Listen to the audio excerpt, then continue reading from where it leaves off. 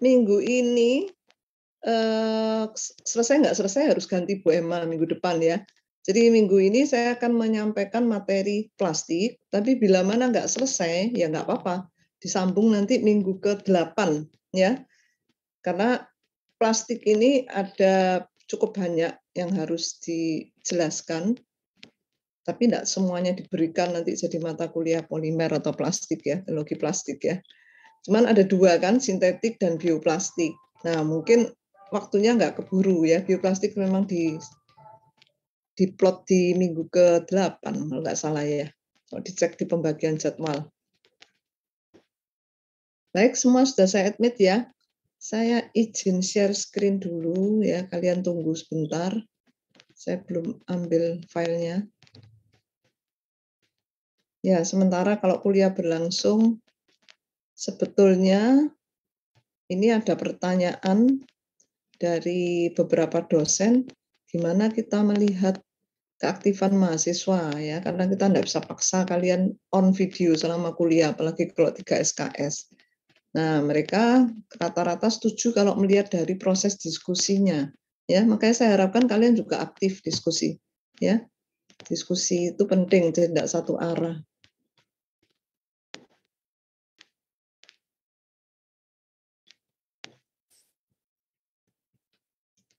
Materi sudah saya upload di ULS dengan topik plastik food packaging. Nah, ini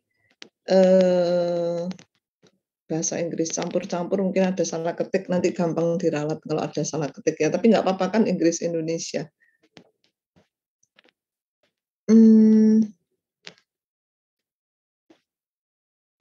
Udah masuk belum ini ya? Oh, belum. Udah masuk ya? Udah ya? Oke. Saya tak F5. Gue nggak mau di F5. Nah, ini. Materi minggu lalu itu tentang kertas ya. Nah, kertas dan plastik ini biasanya bekerja sama, dalam arti ada kertas, ada plastik gitu ya. Kalau untuk lebih aman seperti itu ya. Jadi bekerja sama, jadi masih nggak aman kalau kertas saja, karena kertas itu masih bisa tembus air, bocor gitu ya. Meskipun ada retention time, nah tapi tetap butuh bantuan plastik yang dilapisi plastik wax, polietilen. Nah, berarti ada kerjasama tuh kalau yang di bagian dalamnya dilapisi plastik. Bisa juga di bagian luar, ya, sehingga kita perlu mengenal berbagai macam jenis plastik. Kira-kira lebih banyak kertas atau plastik ya sebagai pengemas makanan? Plastik harusnya, Bu. Gitu ya. Padahal plastik ini sulit didegradasi. Kalau kertas kan kelebihannya mudah diurai ya, mudah diuraikan. Iya, karena kadang-kadang kalau misalkan dia bentuknya cairan kan kalau pakai kertas kadang nggak bisa. Nah, itu kelebihannya plastik di sini bisa mengatasi kelemahannya kertas ya. Jadi plastik kedap air ya tentunya ya. Cuma nanti gimana dengan yang udara? Karena kita juga melindungi yang dari istilahnya apa? Difusi atau permeabilitas gitu ya. Kemampuan untuk menahan keluar masuknya udara atau gas dari dalam keluar atau luar ke dalam. Nah, itu kertas masih lebih bagus biasanya ya daripada plastik. Nah, kertas itu kemarin kita sudah belajar macam-macam ya.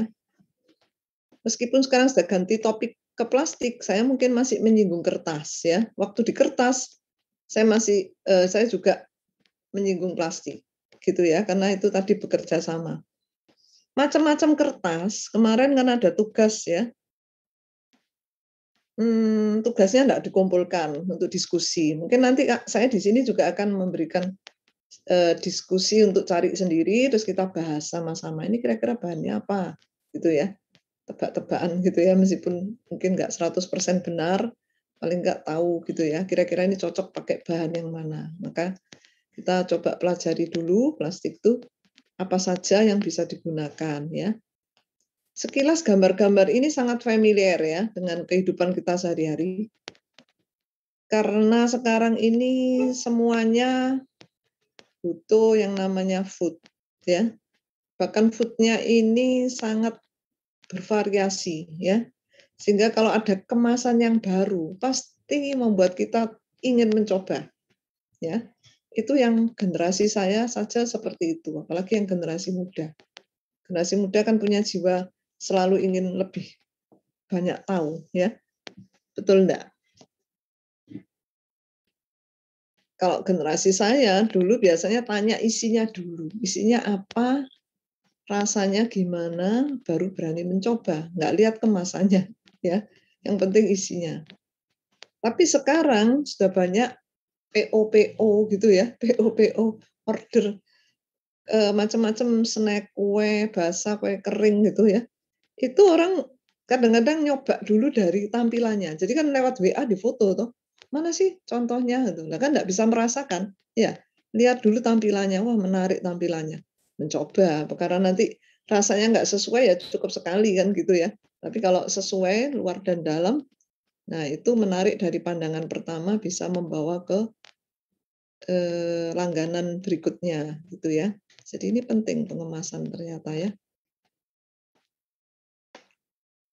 Tadi semua sudah setuju kalau kita katakan plastik ini punya keunggulan. Kalau nggak punya keunggulan kan nggak mungkin sekarang ini banyak kemasan yang menggunakan plastik ya.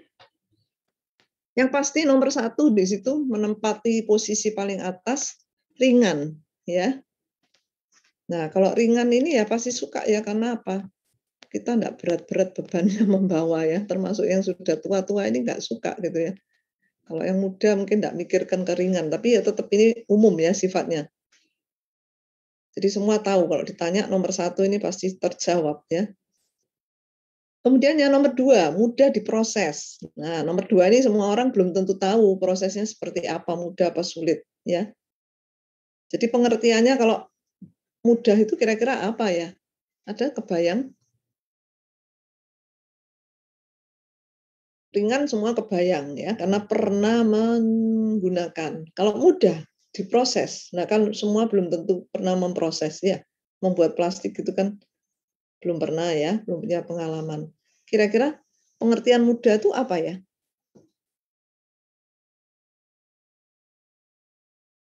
Ada yang mau menjawab? Mungkin mudah dibentuk kali Bu, soalnya kan dia fleksibel Bu. Oke, kalian sekarang ini belajar, kalau dulu pernah belajar pengantar teknologi polimer kah? Pernah? Ini mata kuliah, oh pangan ya? Nggak pernah punya dasar pengantar teknologi polimer ya? Saya juga ngajar di teknologi hidrokoloid, menyesuaikan materinya. Tidak ada materi yang membuat polimer dari monomer, tapi teori singkatnya kalian tahu kan, dari molekul rantai pendek dibuat rantai panjang. Itu masih biji atau bahan kimia plastik ya. Jadi bahan baku untuk buat plastik. Jadi kalau kalian ditanya membuat polimer itu mudah atau sulit? Orang akan mengatakan sulit. Karena apa? Proses polimerisasi dari monomer ke polimer. Itu buat polimernya, bahan bakunya. Ya. Tapi ini sekarang kan ke arah jadinya ya, plastiknya. Jadi dari bahan polimer dicetak jadi plastik. Nah, itu kenapa kok mudah? Kadang-kadang nggak usah belajar reaksi-reaksi juga bisa. Karena itu udah pencetakan. Jadi betul ya. Pencetakan pakai alat atau mesin. Ya. Apakah ada proses kimianya? Biasanya nggak ada, ya, perubahan fisik saja. Jadi padatan dilelehkan dengan di atas titik lelehnya, suhunya diatur. Untuk bisa mengalir dalam alat itu butuh kecepatan berapa, alatnya apa di dalam satu rangkaian mesin. Nah, itu kalau mesinnya sudah jadi kan nggak usah merancang mesinnya, ya. Kecuali kalau merancang mesinnya ya sulit ya. Terus jadi produk dengan berbagai bentuk dan ukuran, ya. Nah, sudut pandang mudahnya di situ, ya. Masuk bahan baku, langsung keluar produk jadi, gitu ya. Sulit mana atau mudah mana dengan kertas? Kalau kalian tahu prosesnya kertas, Lebih mudah atau lebih sulit kertas kah atau plastik?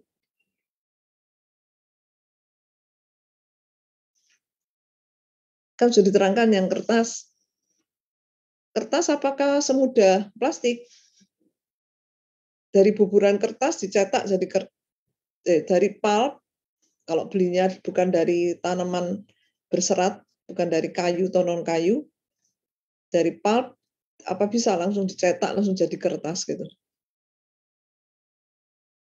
Prosesnya lebih banyak Bu dari plastik Bu. Betul ya, prosesnya lebih panjang, meskipun pakai mesin otomatis pun tidak bisa seotomatis plastik ya. Seperti yang saya katakan, tahapannya di dalam mesin itu panjang sampai sampai memang mesinnya itu butuh ruang yang panjang ya. Mungkin 8 meter atau berapa gitu ya kalau di pabrik kertas ya. Jadi tidak bisa skala kecil gitu ya. Karena memang kompleks di situ pengaturannya. Mesti ngerti juga gimana, biasanya pabrik-pabrik besar ya, kertas ya. Kalau pabrik plastik malah ada yang pabrik kecil ya, bisa ya. Jadi kita nggak sekedar ngafalkan ya, tapi bisa membayangkan juga maksudnya mudah tuh seperti apa. Jadi kalau ada soal ujian, kalau kalian nyebutkan saja, ini tipenya kan tipe hafalan ya. Tapi kalau menjelaskan itu harus bisa ya. Terus kelebihan lagi properties, yaitu sifat-sifatnya ya. Dapat dirancang dan dioptimasi sesuai permintaan. Jadi seperti tailor made ya, kita minta yang seperti apa tampilan botolnya, ya, pengemasnya. Mau yang lebih terang, ya, lebih terang untuk penampilan supaya bisa tembus pandang. Tapi nanti kalian tahu kalau tembus pandang itu buat pangan, bahan pangan, kurang baik karena nanti bisa ditembus oleh oksigen dari udara gitu ya. Sehingga makanan yang dikemas kurang aman dari oksidasi gitu ya. Tapi untuk yang non pangan, orang-orang kadang-kadang milih yang tembus pandang ya. Nah, tembus pandangnya itu seberapa ya? Tingkat tembus pandangnya seperti kalau kaca mobil gitu, mau berapa persen gelapnya gitu ya, kalau kaca mobil itu ya. Ada yang perlu gelap sekali, ada yang nggak bisa tembus pandang sama sekali atau berapa persen ya, itu bisa dirancang dengan berbagai jenis aditif ya. Jadi divariasikan jenis aditifnya apa, dipilih komposisinya berapa. Meskipun kalau untuk pangan nanti aditif ini ada batasan maksimumnya ya. Tidak boleh suka-suka ya, sesuai dengan penampilan gitu enggak bisa, harus dengan keamanan pangan, ada BPOM-nya itu ya. Ini melibatkan teknik-teknik sintesa juga. Nah, kemudian kelebihan lagi, kalau logam itu menghantarkan panas, toh, ya. Kalau menghantarkan panas berarti K, konduktivitas panasnya itu besar, ya. Jadi kita kalau megang alat-alat masak stainless steel gitu kan ya enggak kuat, panas toh, panas dari api dalam kompor itu menjalar kan, enggak kuat enggak tahan tangan kita. Nah, biasanya yang pegangan tangan tuh dilapisi plastik, tapi jenis plastiknya tertentu loh, yang thermosetting ya, jangan termoplastik. Thermosetting biasanya ya, yang keras itu, tahan panas. Dan biasanya plastik pada umumnya juga isolator ya. Jadi isolator itu kan bisa mengisolasi panas. Terus yang pasti lagi kelebihannya tidak mudah tidak korosi ya, bukan tidak mudah, tidak korosi ya, seperti halnya logam. Logam itu kan selalu korosi, meskipun tingkat korosinya itu ada di deret volta, ada logam mulia, ya nggak gampang korosi, tapi secara umum bahan-bahan yang digunakan tuh mudah karatnya korosi. Terus kelebihan yang bisa ditonjolkan di sini untuk plastik termoplastik itu tidak ada limbah sebetulnya. Kenapa tidak ada limbah? Ya sisa-sisa yang nggak terpakai dipakai lagi, campur dengan fresh fit ya. Kalau 100% daur ulang ya pasti kualitasnya menurun, sehingga dalam pemakaiannya nanti yang terakhir buat tas kresek sampah gitu ya, yang memang diharapkan mudah terbiodegradasi ya. Tapi kalau mau awet ya tetap dicampur dengan yang ori ya, dengan komposisi tertentu sesuai kebutuhan. Terus plastik juga ada yang fleksibel ya, mudah dibentuk tentunya ya.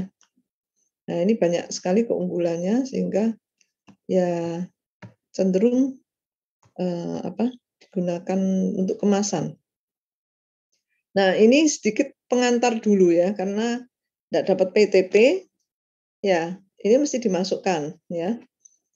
Kalian tahu bahan bakunya. Di teknik kimia kan selalu seperti itu. Nggak tinggal pakai, terus nggak tahu nanti yang dipakai itu apa, karakteristiknya, kan nggak begitu. Ditelusuri ya. Kita pakai polietilen misalnya ya, semua tahu ya. Kita pakai polipropilen ya. Nama-nama yang umum itu ada poli-poli, menunjukkan itu sintetik polimer. Ya. Ciri-cirinya, tapi tidak selalu ada polinya ya. Umumnya yang digunakan untuk pengemas itu ada polinya ya. Tapi untuk kegunaan yang lain tidak selalu istilahnya ada polinya ya. Misalnya perekat ada yang namanya fenol formaldehid untuk perekat kayu. Loh, kok tidak ada polinya ya, padahal itu polimer. Nah, makanya kita lihat dulu apa saja bahan polimer itu. Ya. Penamaan itu tergantung juga dari bahan baku monomernya. Ya, bahan baku monomernya itu apa? Biasanya nama polimernya mendekati sama.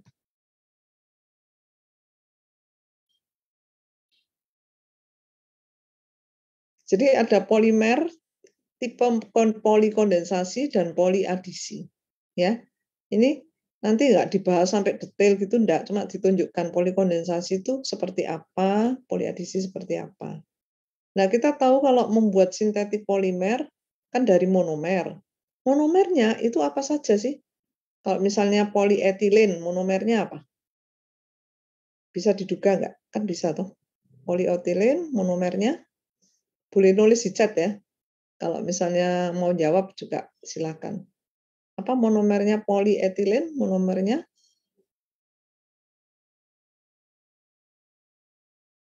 Kalau ada yang jawab. Kalau ada yang jawab saya curiga karena ada di tempat. Apa etilen ya? Kalau ditelusuri lagi, etilen dibuat dari apa?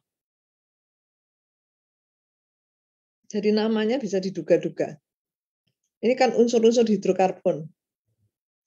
Jadi monomer etilen, polimernya polietilen. Etilen dibuat oleh apa? Itu produk kimia, senyawa kimia biasa, bukan polimerisasi etilen ya. Etilen apa rumus formula kimianya? Mungkin nama sinonimnya banyak ya. C2H4. Apa itu kalau sinonimnya? Dulu kan diajari etana, etena, etuna gitu ya. Terus C2H4 itu apa? Ayo sambil inget-inget kimia organiknya apa? Nama sinonimnya? Kok belum ada yang ngechat? C2H4. Iya, formula kimianya. Namanya apa? Kan banyak sinonimnya. Monomernya C2H4 itu etilen. Nama lainnya?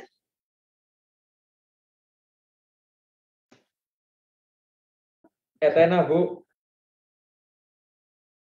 Etena. Kalau etana kan CnH2n plus 2 ya. Etilen C2H4 ya. Betul ya? Etena ya. Betul ya? Oke. Ya, Bu. Ya, etena. Ada lagi etuna gitu ya. Tapi ini yang etena ya. Nama lainnya etilen. Banyak sinonimnya. Terus belum lagi kalau nanti nama dagang bisa diganti-ganti sendiri ya enggak kita kenal ya. Nah, ini dibuat dari atau sumbernya dari ada 3 kemungkinan ya. Dari coal, dari minyak bumi kasar ya, dari gas alam ya. Itu bisa. Makanya kalau kalian nanti sudah ini sudah mulai TA ya. Kalian sudah pilih judul ya. Kalau yang belum pilih judul bisa cari itu monomernya. Ada yang dulu saya pernah bimbing apa tuh stiren, butadiene itu bahkan saya bimbing mahasiswa IT ya, Institut Teknologi Indonesia. Tahunnya udah lama. Karena saya lagi penelitian di sana, dapat bimbingan mahasiswa S1 teknik kimia IT ya, butadiene. Nah, nanti jadi polimernya apa? Saya buat polibutadiennya waktu itu ya. Nah, TA-nya dia dari membuat gas butadiene, saya membuat polimer polibutadiennya seperti itu ya.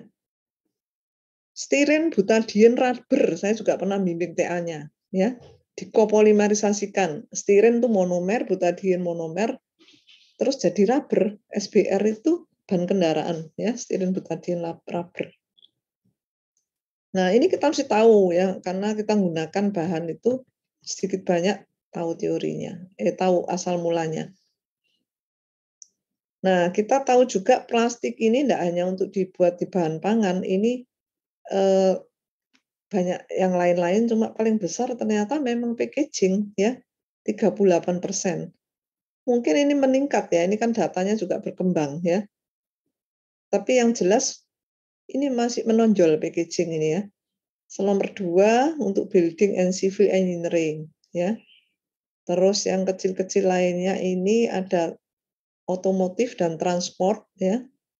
Terus others ini juga banyak ya. Ini yang lain kecil-kecil. Medical juga mengambil peran ya. Medical ini mungkin juga bisa bertambah ini komposisinya ya. Cuman antara satu dengan yang lain biasanya masih unggul yang packaging.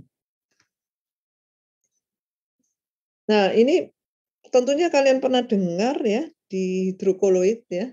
Tapi perlu saya ingatkan lagi ya.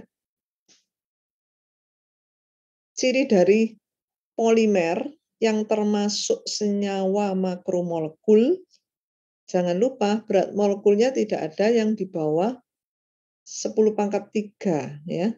Bahkan di sini 10⁻⁴. Kalau 10⁻³ ada enggak? Ada, tapi biasanya bentuknya masih mudah menjadi monomer kembali, kalau udah larut gitu ya. Ada seperti itu ya. Saya juga membuat polybutadiene dulu di target yang berat molekulnya rendah. Ya. Ya rendah 10⁻³ paling enggak ya. 10⁻⁴ juga termasuk rendah. Nah, kita kalau mau lihat itu angkanya kan polimer itu enggak angka bulat 10⁻³ 1 kali 10⁻³ 2 kali kan enggak gitu ya. Angkanya bisa macam-macam kan, misalnya 60.700 kok keluar dari alat diukur itu bisa gitu kan. Nah, tapi enggak usah bingung dengan angka itu, biasanya saya lihatnya 10 pangkat. Jadi kalau sudah saya buat 6 kali 10⁻⁴, saya tahu oh ini range-nya di 10⁻⁴ gitu ya. Saya enggak bingung dengan angka lengkapnya. Kenapa kok gitu? Karena toh berat molekulnya itu rata-rata. Gitu ya, enggak satu harga. Bukan seperti senyawa-senyawa non polimer yang harus tepat, enggak boleh salah. Ya. Seperti kalau saya tanya natrium atau natrium klorida, garam, berapa berat molekulnya? Kalian nyebutkan 60 sudah salah. Ya. Karena yang betul 58,5. 23 tambah 35,5. Ya. Na itu 23, berapa? Nah, ini kok saya jadi lupa. Cl berapa? Cl 35,5. Ya, betul. Jadi 58,5. Jadi kalau kalian nyebutkan 60 salah. Ya kan gitu kan? Padahal terpaut 1,5 aja lah. Kan enggak bisa tawar-menawar. Ya. Bu, berat molekulnya salah, terpaut satu angka, satu digit aja kok disalahkan. Enggak bisa, tetap salah. Ya. Tapi kalau polimer enggak masalah ya. Misalnya saya nulis 6 kali 10⁻⁵, nanti mungkin ketemu lagi 7 kali 10⁻⁵, ketemu lagi 8 kali 10⁻⁵, itu kadang-kadang masih masuk range ya. Karena saya lihat 10⁻⁵-nya. Enggak mungkin satu harga. Nah, kalau kita lihat makromolekul itu kan enggak tiba-tiba jadi ukuran besar ya. Pasti itu bertahap ya. Dari dimer ya, dari monomer jadi dimer, trimer, tetramer, pentramer ya. Itu yang bertahap itu nanti namanya polimerisasi kondensasi. Ya. Terus terjadi unit pengulangan. Kalau yang adisi itu ikatan rangkapnya pecah, tunggal. Nah, ujungnya aktif. Nah, yang aktif ini gandeng yang tidak aktif terus gitu sampai habis. Ya, itu namanya berantai. Kalau yang adisi namanya berantai, kalau yang kondensasi bertahap. Tapi intinya enggak instantaneous dengan cepat jadi panjang gitu rantainya enggak, butuh waktu ya. Maka reaksinya juga cukup lama untuk membentuk polimer itu. Tapi di sini katakan sifat senyawa tersebut tidak akan berubah dengan penambahan atau pengurangan 1 atau 2 gugus pengulangan. Sifat yang mana yang tidak berubah? Sebetulnya kalau itu dikaitkan dengan nilai berat molekul ya pasti berubah, bertambah panjang ya. Tapi mungkin ada ciri-ciri sifat-sifat yang memang itu dimiliki dari dasarnya. Jadi kayak sambung menyambung gitu ya. Terus nanti yang berubah lebih ke arah berat molekulnya, terus sifat fisiknya ke arah struktur, ya. Jadi struktur itu maksudnya gini. Pada saat bertambah panjang, panjangnya ini bentuknya lurus, ya. Kita nggak bisa lihat dari kasat mata pakai alat ya khusus, ataukah bercabang, branching gitu, short chain branching. Ini pendek cabangnya ya, short chain branching. Kalau ini long chain branching ya. Ini cabang tapi kan kelihatan panjang cabangnya ya, enggak cuma pendek-pendek gini, panjang. Tapi cabangnya enggak terlalu banyak. Jumlah cabangnya enggak terlalu banyak, cuma panjang. Itu namanya long chain branching. Terus kalau seperti sisir gini, cabangnya banyak ya. Panjangnya ya umum ya, seperti ini. Terus ini ada lagi yang modelnya kayak apa ini? Apa ini namanya ya? Ya ini termasuk cabang. Ya. Ada yang membentuk crosslink ya, crosslink ini. Crosslink itu sudah bentuk jaringan-jaringan 3 dimensi kaku nanti polimernya. Jadi ini pengaruh ke sifat sebetulnya ya. Kalau tadi dikatakan enggak pengaruh ke sifat itu sebetulnya lebih ke arah apa ya? Waktu berubah dari 2 ke 3 ke 4 itu cenderung seperti itu gitu ya polanya ya. Tapi nanti kalau sudah jadi rantai yang strukturnya membentuk pola bagaimana itu mempengaruhi sifat. Misalnya ini mudah larut, ya. BM-nya cenderung nggak terlalu tinggi, gitu ya. Kalau yang sudah kaku ini cenderung tinggi BM-nya, tidak mudah larut, tidak mudah leleh, kaku, gitu ya.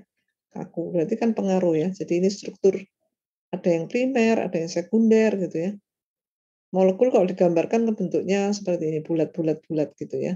Kalau digambarkan profilnya ya kayak gini, kayak rantai yang bercabang, cabangnya kemana-mana kayak pohon. Nah, struktur itu dibagi 2. Ada struktur yang dilihat dari tadi, waktu bertambah panjang bentuk bagaimana ya, itu namanya struktur primer, ya tadi nih. Jadi linear itu pun juga secara kumpulan itu lepas-lepas gini, ya, enggak berikatan, ya. Secara kumpulan molekul. Kalau bercabang tuh ada yang masih ikatan gini, ya ini kelihatan hubungan satu dengan yang lain. Crosslink kayak gini terhubung gitu ya, satu dengan yang lain, ini struktur primer. Ada lagi yang namanya struktur sekunder. Apa ini struktur sekunder? Apakah tidak samanya itu di mana atau ada hubungannya? Ini lihat dari sisi yang lain, ya. Jadi tetap kita lihat ada linear, ada cabang, ada crosslink tetap itu. Tapi yang kita mau lihat dari sisi apa dari situ, ya? Itu kita lihat dari sisi pada saat berikatan ini rapat atau tidak ikatan-ikatan tadi. Ya, tetap ruwet kan ini ya. Tapi kalau banyak yang lubang-lubang gini daerah berongga, ini termasuk daerah amorf ya. Ya, ini di dalam produk polimer itu kalau dilihat sebelum dicetak pun ya, sebelum dicetak jadi barang jadi, ya masih polimer. Itu sudah bisa dipakai alat bisa diketahui. Ya, alatnya namanya biasanya pakai XRD ya. Itu sudah bisa lihat.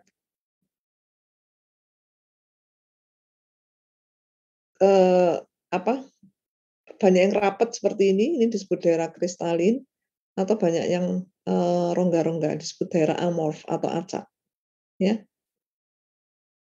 Nah, umumnya semua jenis polimer itu tidak mungkin 100% rapat ya yang disebut daerah kristalin atau 100% amorf, nggak mungkin. Pasti campuran ya. Ada daerah amorf, daerah kristalin. Kecuali kalau dibuat, diatur, direkayasa secara engineering-nya dengan menggunakan teknologi tentu saja. Itu di stretch, ditarik sampai teratur. Itu bisa, itu untuk jenis-jenis fiber. Ya, serat untuk karung ya. Karung fiber tuh memang ditarik ya sehingga jadi teratur gitu ya. Tapi kalau aslinya nggak pakai ditarik-tarik itu ya campuran ya. Nah, kemudian dari struktur kristalnya ini ya, saya nggak apal primer sekunder gitu ya. Jadi kalau kalian saya tanya sebutkan struktur primer, sebutkan struktur sekunder, mungkin bisa kebalik-balik mana yang primer ini, mana yang sekunder. Saya juga nggak apal kan, nggak hafalkan itu gitu ya. Tapi mungkin pertanyaannya lebih ke arah dari struktur kristalnya, sebutkan, misalnya gitu. Ya, jadi saya tahu oh ini diarahkan ke struktur kristal. Tapi kalau dari struktur ikatan bertambah panjangnya, oh ini berarti diarahkan pertanyaannya ke arah linier bercabang crosslink, gitu ya. Ngerti? Karena saya sendiri nggak bisa ngafalkan yang primer sekunder itu ya, mana urutannya yang primer, mana yang sekunder ya. Lupa kan kalau dihafalkan, tapi kalau difahami bisa ingat. Kalau tadi saya katakan tidak mungkin 100% ya, meskipun ini contoh yang dominannya ya, itu biasanya disorot yang dominannya ya. Eee, Kalau sangat ekstrim banyak amorfnya, nanti itu termasuk kategori elastomer. Karena apa? Ini fleksibel nanti kalau dibentuk jadi produk. Jadi polimer yang banyak amorfnya, kalau dibentuk jadi produk dia fleksibel seperti gampang elastis gitu loh, seperti elastomer ya, menjurus ke sifat elastomer. Sementara kalau banyak kristalnya, itu menjurus ke sifat yang teratur itu fiber. Ya. Nah, plastik di mana posisinya? Bisa didugakah? Plastik menjurus kemana? Kemana kalau plastik? Semi kristalin ya. Plastik itu di antara fiber dan elastomer sifatnya. Jadi makanya saya bilang tidak didominasi tertentu. Ya. Nah, sebelumnya saya ingin tahu, kira-kira kalau kalian memilih packaging, semuanya plastik termasuk semi kristalin, mau memilih yang dominan ke amorf atau dominan ke kristalinnya?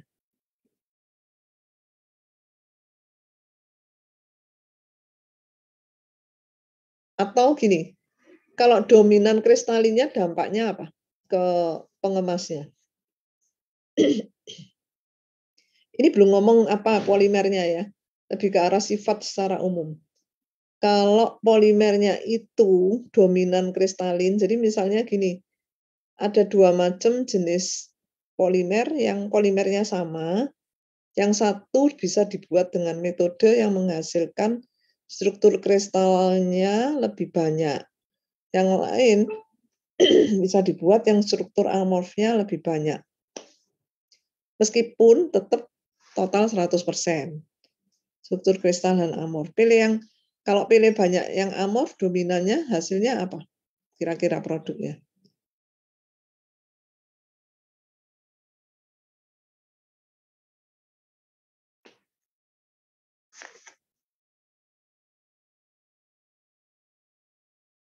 Di sini ada Ivander. Ivander bisa Ada, Bu. komen? Kalau ada dua jenis polimer bahan plastik, ya bahan plastik polimer bahan plastik pakai polietilen lah misalnya. Dari proses pembuatannya itu bisa diatur.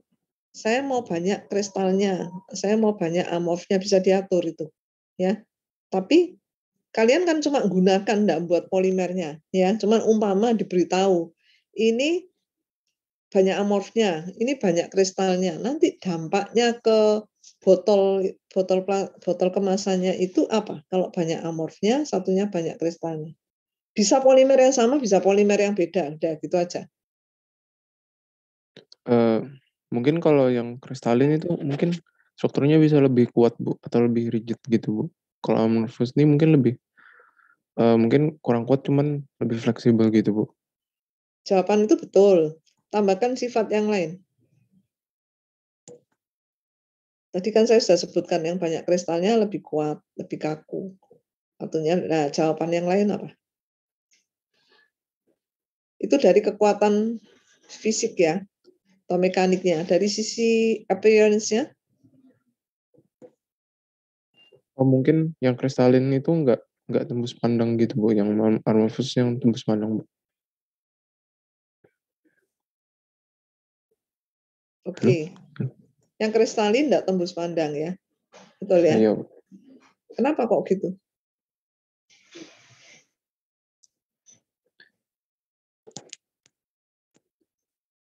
Soalnya kan ada dua pilihan. Kalau nggak satunya, satunya. Ya kalau nggak yang jawaban ini lah. Berarti kira-kira alasannya apa? Supaya nggak kebetulan benar gitu ya. Kenapa kristalin nggak tembus pandang? Karena kalau kita bayangkan lampu kristal kan bagus ya, tembus pandang. Ya, mungkin gara-gara strukturnya rapat gitu Bu. oke. Kurang tahu juga. Ya, ya nggak apa-apa, memang benar ya seperti itu ya. Oh, Jadi memang kita masih menduga mungkin gitu ya, tapi memang itu yang reasonnya. Jadi kalau kristal ini rapat-rapat kan nggak tembus pandang memang. Ya tuh, karena kita tahu kristalinnya itu maksudnya apa gitu ya. Kalau kalian nggak tahu, nanti bayangkan kristalnya itu lampu kristal. Ya, lu bener loh, ini pengalaman saya sendiri ya. Saya tuh dulu waktu belajar kan nggak ada yang ngajari. Ya, ini kalian sudah dapat kuliahnya dulu terus ditanya. Ya, nggak ada yang ngajari. Sehingga kalau misalnya saya ikut training ada pretest gitu ya, saya juga menduga-duga. Iya kan? Ada pretest terus ada post-test. Jadi pretest dulu, terus ini apa ini yang nggak pernah dapat kuliahnya ya. Ya mungkin saya belum baca kan nggak bisa ya. Setelah dapat kuliah, materinya workshop gitu, post-test ya sudah ngerti. Lah kayak kalian tadi kan udah saya jelaskan sebetulnya. Oh ini amorf, ini kristalin gitu ya. Benar, jadi makanya kan nggak usah takut salah ya. Dosen juga bisa nggak ngerti kalau belum pernah baca. Ya, sama dan enggak cuma saya aja yang ngalami ya, banyak yang ngalami seperti itu. Ya, makanya kita discuss ini untuk saling berproses. Terus, nah ini sudah jawabannya, kalian sudah saya beri. Itu apa? PPT-nya ya, berarti sudah ada bocoran jawaban. Jadi, kalaupun dibandingkan gini ya, amorf itu banyak daerah kosong kan, ya transparan itu. Terus kemudian kalau semi kristalin, semi ya, kan masih ada sebagian yang amorf, sebagian yang kristal kan nggak mungkin 100% kristal. Memang tidak tembus pandang, tapi ya tembus pandang dikit kan, iya toh? Cuma keruh gitu loh, opaks istilahnya ya, opaks, keruh. Nggak langsung kelihatan jelas gitu ya. Terus juga kelemahannya amorf ini ketahanan kimianya rendah. Jadi kalau itu dipakai untuk pengemas bahan kimia nggak cocok loh sebetulnya ya. Lebih baik semi kristalin, ketahanan kimianya tinggi. Cuman ada kelebihannya enggak di sini. Yang amorf ini. Apa kelebihannya? Itu sudah ada tulisannya semua. Penyusutan volume pada proses pencetakan rendah. Berarti ini kelebihan atau kekurangan ini? Ini kan campur tuh, enggak ngomong kelebihan, enggak ngomong kekurangan, ngomong ke perbandingan karakteristik saja. Kalau dikatakan penyusutan volume pada proses pencetakan rendah itu artinya menguntungkan atau merugikan?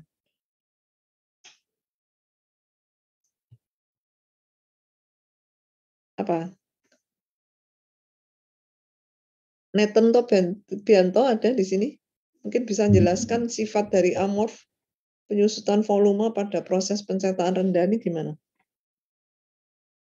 Mungkin menguntungkan ya Bu. Jadi pas proses pencetakan ukurannya tetap itu, nggak mudah menyusut berarti ya? Ya Bu. Kalau tinggi banyak menyusutnya rugi kan? Iya. Berarti nanti bahan bakunya kan harus ditambah ini supaya ukurannya pas dengan yang direncanakan gitu ya? Setuju ya? Ya diambilnya lebih banyak nanti. Nah, makanya ini juga harus mengerti. Jadi kalau ditanya itu enggak boleh cuma ngafalkan jawabannya pelek kayak gini. Nah, saya kan enggak mungkin menuliskan penjelasannya. Penjelasannya di kuliah kan gitu ya. Tapi nanti kalau ujian keluar itu jelaskan. Itu jangan cuma hafalan gitu ya. Penyusutannya rendah.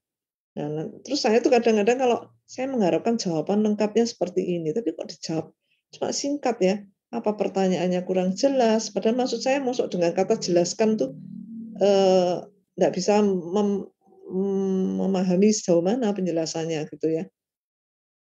Maksud saya tambah pertanyaan jelaskan maksudnya menguntungkan atau tidak gitu ya.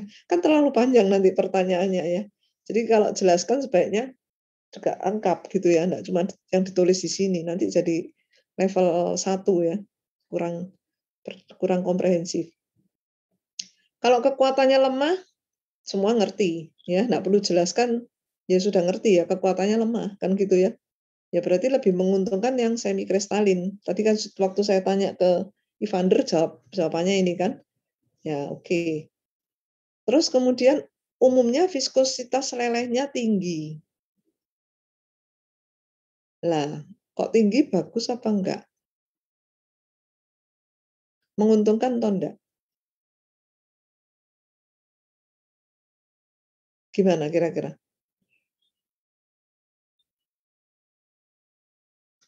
Menguntungkan enggak kalau viskositas lelehnya tinggi? Ditinjau dari apa?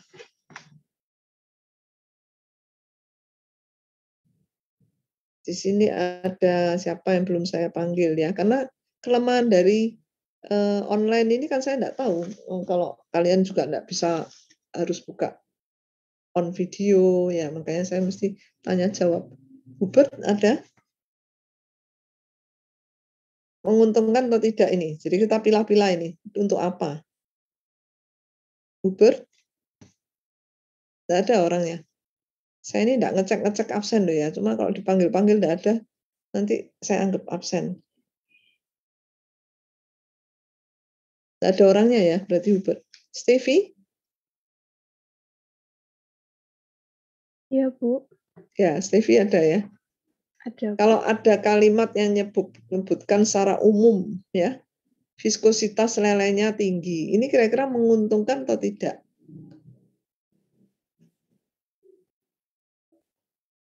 Kalau kita baca gini kan kita harus berpikir toh, ini kira-kira dalam hal apa? Ya toh, terus menguntungkan apa tidak? Karena kita kan mau lihat terkait dengan penggunaan toh nanti ya.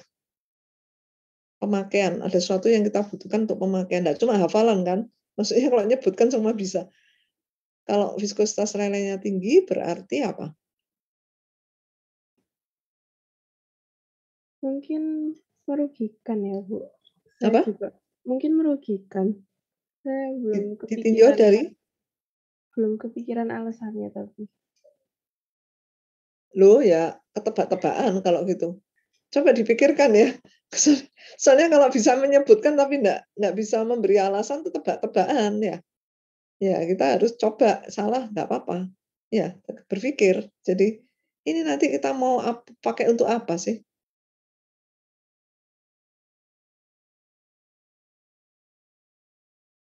Nah, polimer di sini maksudnya apa? Polimer bahan bakunya apa polimer pengemasnya? Nah, boleh dua sisi boleh. Boleh dua hal. Makanya kan saya bebas saja, jangan terpaku pada jawabannya Bu Natalia ini nanti gini, saya kalau jawab gini nanti salah. Padahal saya pertimbangkan jawabanmu itu apa, nanti kita diskusi. Gitu loh, jangan takut salah. Ya, ini kan ngomong sifat umum polimer. Biasanya mahasiswa tuh juga tanya, Bu ini polimer yang mana? Polimer bahan bakunya atau polimer sudah jadi bahan jadinya?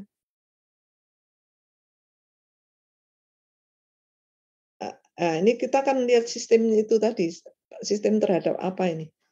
Kalau tadi di transparan tadi, kita melihatnya dari produknya.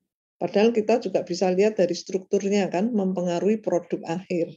Ya, jadi struktur dari bahan polimer yang tadi itu dilihat, oh ini banyak kristalnya. Nanti produk akhirnya akan menghasilkan produk yang sifatnya tahan terhadap bahan kimia, kekuatannya tinggi, gitu kan ya.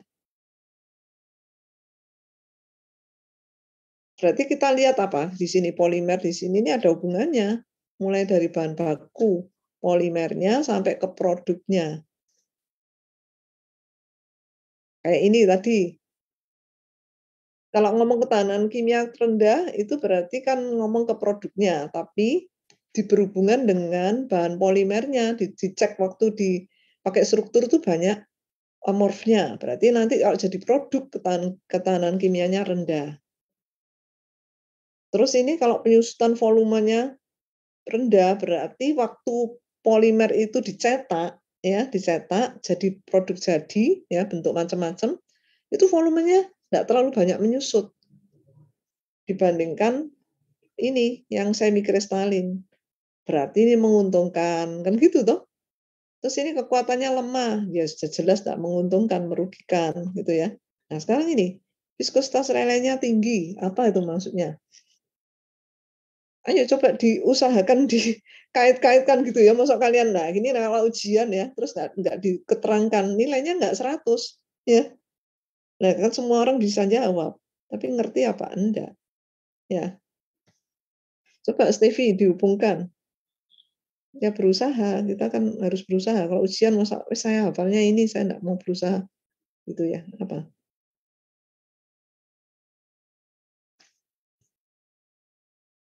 Di chat ditulis kalau takut salah ya. Kadang-kadang kan malu gitu ya. Jangan malu ya. Coba di chat secara pribadi, boleh. Silakan.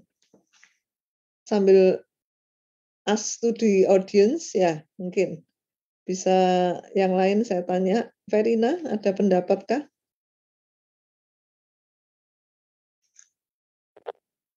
Kalau menurut saya kayaknya merugikan, Bu. Kalau misalnya viskositas lelenya tinggi. Soalnya Karena kalau yang saya tangkap, Bu, kayaknya ini soal suhunya deh. Untuk nanti polimernya misalnya mau dibikin jadi kotak apa jadi botol, karena viskositas lelenya tinggi, berarti butuh banyak panas, Bu, kayaknya. Untuk ngubah si yang dari polimer jadi plastik yang bakal kita pakai, misalnya jadi botol apa jadi kotak. Kayaknya sih begitu, Bu. baik. Yang lain pendapatnya, ya kita diskusi ya. Saya tadi kan bilang, jangan khawatir, jangan takut jawabannya itu nanti salah, sehingga tidak berani berpendapat ya. Ini bagus ini ya. Jadi ngelihatnya dari polimer, tadi kan saya sudah bilang polimer apa sih ini, ya. Nah ini kita bayangkan aja, oh ini ada polimer biji plastik ya. Kalau dia punya sifat viskositas lelenya tinggi, kan nanti itu harus dipanaskan untuk jadi produk jadi yang bentuknya macam-macam ya toh. Nah, dipanaskan itu kalau punya viskositas lele tinggi berarti butuh suhu yang lebih tinggi untuk jadi leleannya. Kan tadi gitu ya, betul ya. Butuh suhu yang lebih tinggi. Sementara kalau yang amorf ini enggak perlu suhu terlalu tinggi, sudah bisa meleleh. Kan intinya merubah dari padat menjadi lelehan, terus masuk ke cetakan, didinginkan jadi produk. Nah, berarti ngelihat pada saat proses pembuatan produk jadi dari bahan baku polimer. Setuju nggak teman-temannya? Setuju nggak penjelasan ini? Jadi kalau misalnya kalian baca ini, oh ini dihubungkan dengan proses pembuatannya. Berarti saya tak milih bukan tak milih ya, bukan milih ini masalahnya tahu sifatnya gitu loh. Oh, kalau pakai amorf ini kenapa butuh suhu lebih tinggi? Karena memang viskositas lelenya tinggi. Ini setuju enggak kalau maksudnya ke situ gitu loh penjelasannya. Kalau nggak ada yang nggak setuju berarti saya anggap setuju. Iya. Atau ada yang nggak setuju? Ya ada banyak cara kita berkomunikasi ya, jangan malu sekali lagi ya. Salah enggak apa-apa. Ya, tapi mau mengungkapkan pendapat. Jadi, waduh jawaban saya salah, malu saya, itu hilangkan ya. Itu nanti mental block ya. Jadi hilangkan ya, enggak apa-apa. Sekali lagi salah itu enggak apa-apa. Ya. Enggak tahu pun juga ya enggak apa-apa, tapi kalau saya meminta kalian tetap berpendapat kan kalian jangan merasa terbeban ya, maksud saya gitu ya. Ada pendapat lain mungkin dari sisi yang lain, sudut pandang yang lain? Jadi itu dari sisi bahan baku dibuat jadi produk. Terus yang lain? Permisi, Bu. Iya, silakan. Mungkin kalau viskositas lelehnya tinggi itu berarti saat pemanasan, saat leleh itu dia lebih kental gitu ya, Bu. Jadi menurut saya itu merugikan karena untuk proses pencetakan jadi lebih sulit, Bu, untuk dia bisa dicetak karena lebih tinggi viskositasnya gitu. Ya, kesimpulannya sama ya, merugikan ya. Tadi yang pertama juga merugikan ya. Ini kan kita bisa lihat menguntungkan atau merugikan. Kalau dari pembuat pencetakannya merugikan ya. Karena butuh suhu yang tinggi. Kalau suhunya rendah dia kental. Kalau kental nggak bisa ngalirkan kan gitu ya. Melengkapinya. Betul ya? Maksudnya gitu ya.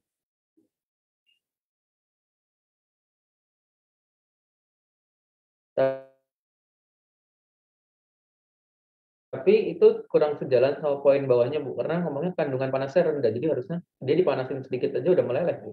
Enggak. Bukan gitu. Ini kan sekarang melihatnya dari sisi kalau misalnya diproses butuh suhu yang lebih tinggi. Kan gitu ya. Karena untuk melelehkan itu kan di atas titik lelehnya atau ya.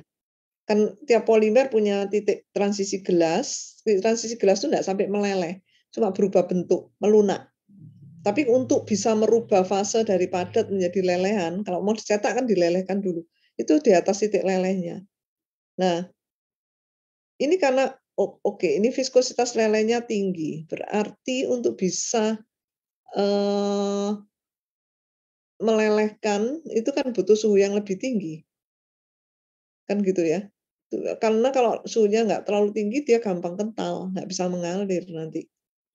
Jadi ya kalau saya lihat plus minusnya ya butuh suhu lebih tinggi gitu.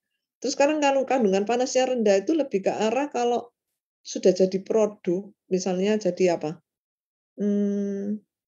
Panci gitu ya, panci misalnya ya. Itu kalau sudah kena panas, dia mudah turun suhunya, nggak menyimpan panas. Kalau CP ini kandungan panas itu CP bukan K. Beda loh. Kalau K kan konduktivitas panas, itu untuk transfer panas. Tapi kalau CP kandungan panas itu menyimpan panas. Tadi kelihatannya membahasnya ke K ya. Kalau kandungan panas itu ya, kalau sudah jadi produk kayak stainless steel gitu ya, stainless steel itu kan nggak mudah turun. Kalau sudah panas gitu, dia kan lebih lama gitu loh menyimpan panas, nggak mudah turun suhunya. Kalau nyimpan bahan makanan dalam panci stainless steel, ya lama itu. Padahal dia juga menghantarkan panas cukup tinggi, tapi menyimpan panasnya juga tinggi sehingga nggak turun-turun suhunya. Konduktivitas panasnya stainless steel itu cepat atau lambat ya? Ada nilai K-nya. Ya. Kayaknya cepat juga ya, tapi kandungan panasnya tinggi sehingga turun panasnya juga lama. Jadi itu maksudnya kandungan panas ya. Terus kalau yang kesannya viskositas lelehnya tinggi, itu kalau sudah jadi produk kemasan lebih bagus ya seolah-olah, tidak mudah meleleh ya. Kalau kena suhu tinggi ya. Makanya kan tergantung suhu ke proses atau ke penggunaan gitu. Kita ngelihatnya campur ya. Ini campur kan kalau dilihat di sini. Ada yang dari proses sampai ke penggunaan. Gitu ya. Bisa lanjut? Ini gambaran secara umum loh ya. Nanti kalau detailnya itu tergantung polimernya ya. Ini contoh jenis polimer menurut struktur sekunder tadi yang kristal atau amorf ya. Kalau kita lihat yang amorf itu kelompoknya yang sering kita pakai itu galon mineral, air mineral tuh, polikarbonat yang kuat. Ini amorf, tapi dia cukup kuat. Dan makanya kalau itu sudah spesifik ini kadang-kadang kok nggak cocok dengan yang umum gitu ya. Kalau kita cocokkan ya. Tapi ini sifat amorfnya ini transparan dari polikarbonat ini aslinya tuh gitu. Strukturnya kan memang transparan, makanya dipakai. Kalau polipropilin sama polietilen itu dasarnya semikristalin. Nggak bisa seterang transparan polikarbonat atau polistiren. Jadi ini kan terang, warnanya terang. Ya. Tapi kadang-kadang kalau sudah jadi produk jadi, itu kan ada campuran macam-macam ya, yang tadinya enggak terang gitu ya, warnanya kurang bright gitu ya. Dikasih brightener yang lebih cerah. Sehingga kadang-kadang kita enggak bisa bedakan karena sudah enggak asli, sudah ada tambahan-tambahan aditif gitu ya. Tapi kalau dari struktur dasar yang kelihatan menyolok bedanya itu ya polikarbonat enggak mungkin buram ya. Terus polipropilin enggak mungkin seterang polikarbonat. Jadi pernah dulu ya galon aqua itu mungkin mau lebih murah ya pakai polipropilin. Itu enggak kelihatan airnya. Meskipun sudah dikasih optical brand, enggak enak gitu ya. Kita sudah biasa pakai yang polikarbonat. Seperti itu. Polivinil klorida ini meskipun transparan juga kadang-kadang enggak terang-terang banget gitu ya. Maka ini masih relatif satu dengan yang lain ini beda-beda. Cuman kalau dari amorf dan semikristalin ini biasanya kelihatan perbedaannya. Ya. Tapi kalau di antara kelompoknya ini, wah ini sulit ini ya, kadang-kadang bisa ditambah-tambah macam-macam. Ini ada polietilen tereftalat, polibutylene tereftalat, yaitu termoplastik polyester. Kebanyakan ini bisa recycle ya, termasuk termoplastik. Tapi ada juga yang PET itu juga bisa dibuat termosetting ya. Jadi PET itu ada yang masuk termoplastik, ada yang masuk termosetting. Karena tergantung monomernya itu macam-macam, dari C berapa. Nah, ini yang sering dipakai PP, PE, terus PE itu ada low density polyethylene, ada high density polyethylene, polyethylene tereftalat, polyvinyl klorida, polypyrrolidin klorid, etil vinyl astat, etil vinyl alkohol gitu ya. Nah, ini kita lihat satu-satu. Kelompok polietilen ini kenapa disebut kelompok, karena ada yang digabungkan ya, ditambahkan sedikit gitu loh. Jadi yang utama ini misalnya polietilen ditambah sedikit etilen vinyl astat, atau ditambah juga dengan akrilik astat, itu bisa. Ini yang struktur bercabang. Yang strukturnya linier itu, padahal di sini ada high density, terus ada linear low. Ya. Ini low masuk bercabang, tapi linear low itu LLDPE masuk yang linear, jadi dilinearkan. Yang bercabang ini aslinya kan bercabang ya, low density ini. Ini bisa dilinearkan. Ya. Terus kalau kita bicara mengenai satu jenis polimer itu namanya homopolimer, tapi biasanya sekarang ini pakai yang random ya. Jadi dicampur. Makanya kan banyak sekali jenis polimer yang bisa dikopolimerkan ya. Nah, sebagian besar bahan plastik ya. Kita umumnya kalau sudah di komersial nggak ngomong bahan polimer tapi bahan plastik, biji plastik gitu ya. Itu tidak dapat digunakan langsung tanpa tambahan bahan kimia lain yang disebut aditif. Ya. Dengan tambahan berbagai macam aditif, sifat-sifat material polimer memang diusahakan lebih baik ditinjau secara mekanik, fisik maupun kimianya. Ya. Kalau kita bicara mengenai fisik, itu biasanya tampilan ya, kelihatan fisiknya itu ya, lebih transparan, lebih amorf, itu kan kelihatan. Kalau mekanik itu lebih ke arah kekuatan. Ya, kalau diberi beban, nah itu kalau namanya packaging kan kita beli buah-buahan ditimbang berapa kilo, mampu enggak? Ya kekuatannya sampai seberapa ya? Atau apa yang kita kemas. Nah, berhubungan dengan sifat kimia, itu bisa juga ada interaksi dengan bahan-bahan yang ada di baik pengemas maupun di dalam bahan yang dikemas. Sehingga diharapkan ya optimal sesuai yang kita kehendaki untuk keamanan pangan gitu ya. Nah, untuk keamanan pengemasnya itu biasanya ditinjau dari ketahanan terhadap panas ya, karena kalau misalnya kena panas ya, kita kan di udara di negara tropis, kita selalu memperhitungkan pengaruh suhu ya.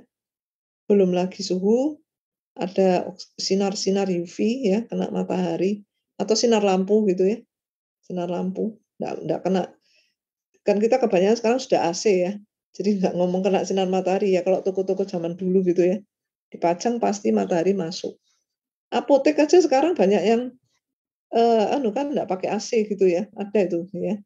Di Panjang Jiwo itu dekat Ubaya. Ada toko obat Cina juga gitu. Ya pakai terbuka gitu ya. Sehingga pasti ada sinar UV. Oksigen juga pasti ya.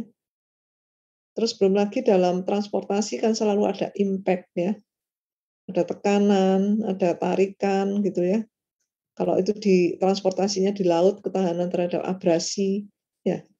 Karena kita kan bisa sekarang ini global, pesan barang itu lebih cepat dari Cina datang daripada dari Jakarta gitu ya. Nah, pakai apa itu transportasinya ya?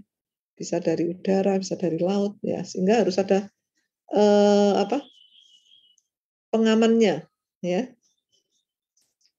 Nah, klasifikasi aditif ini secara fungsi diklasifikasikan berdasarkan 3 ini.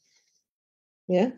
Jadi aditif yang fungsinya sebagai agent memperbaiki sifat-sifat ke arah tidak mudah teroksidasi, ya, sehingga disebut antioksidan, anti panas, anti UV, ya, slide stabilizer namanya. Nah ini bahannya apa? Loh banyak macamnya. Nanti tanya sales ya, lebih tahu. Saya enggak tahu ya. Kalau saya butuh ya saya pasti tanya salesnya ya. Tapi ini kelompok-kelompok yang perannya seperti ini. Kok ada antistatik? Antistatik itu apa? Kayak kesetrum gitu ya. Apanya trum? Padahal katanya isolator. Ya. Nah, plastik ini juga ada kayak apa ya? Aliran listrik, bisa mengalirkan listrik secara lemah ya. Jadi penggaris itu loh. Penggaris itu kalau kalian taruh di rambut, digesek-gesek terus ditaruh di kulit itu kan seperti bisa mendirikan membuat berdiri bulu roma ya. Jadi seperti kesetrum.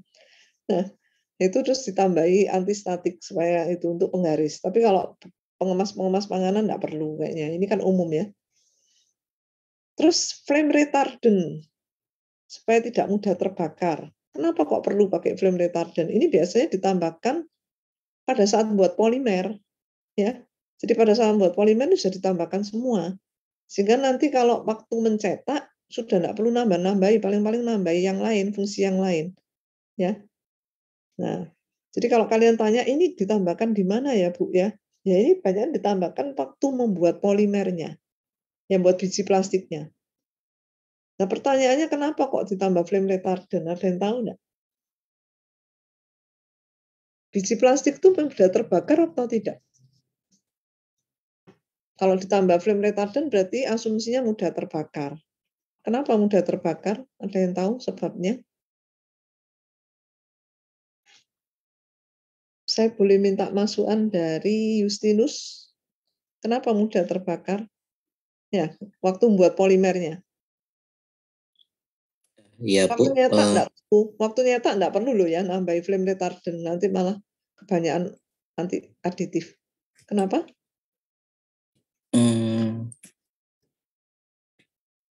Nah, bahan untuk membuat polietilen ya biji plastik itu proses pembuatannya dari monomer waktu proses polimerisasi itu bisa ditambahkan di akhir gitu ya, setelah proses polimerisasi itu ada flame retardantnya. Bisa juga ditambahkan pada saat processing tapi mungkin bukan untuk kebutuhan pengemas pangan, bisa. Nah, tapi kenapa kok ditambahkan? Berarti mudah terbakar. Jawabannya kan gitu kan ya. Tapi ngerti enggak kenapa kok mudah terbakar gitu loh maksud saya. Kita tuh kalau fundamental itu seperti itu. Kalau cuma menerjemahkan dari bahasa kan semua orang bisa mengira-ngira jawabannya. Kenapa?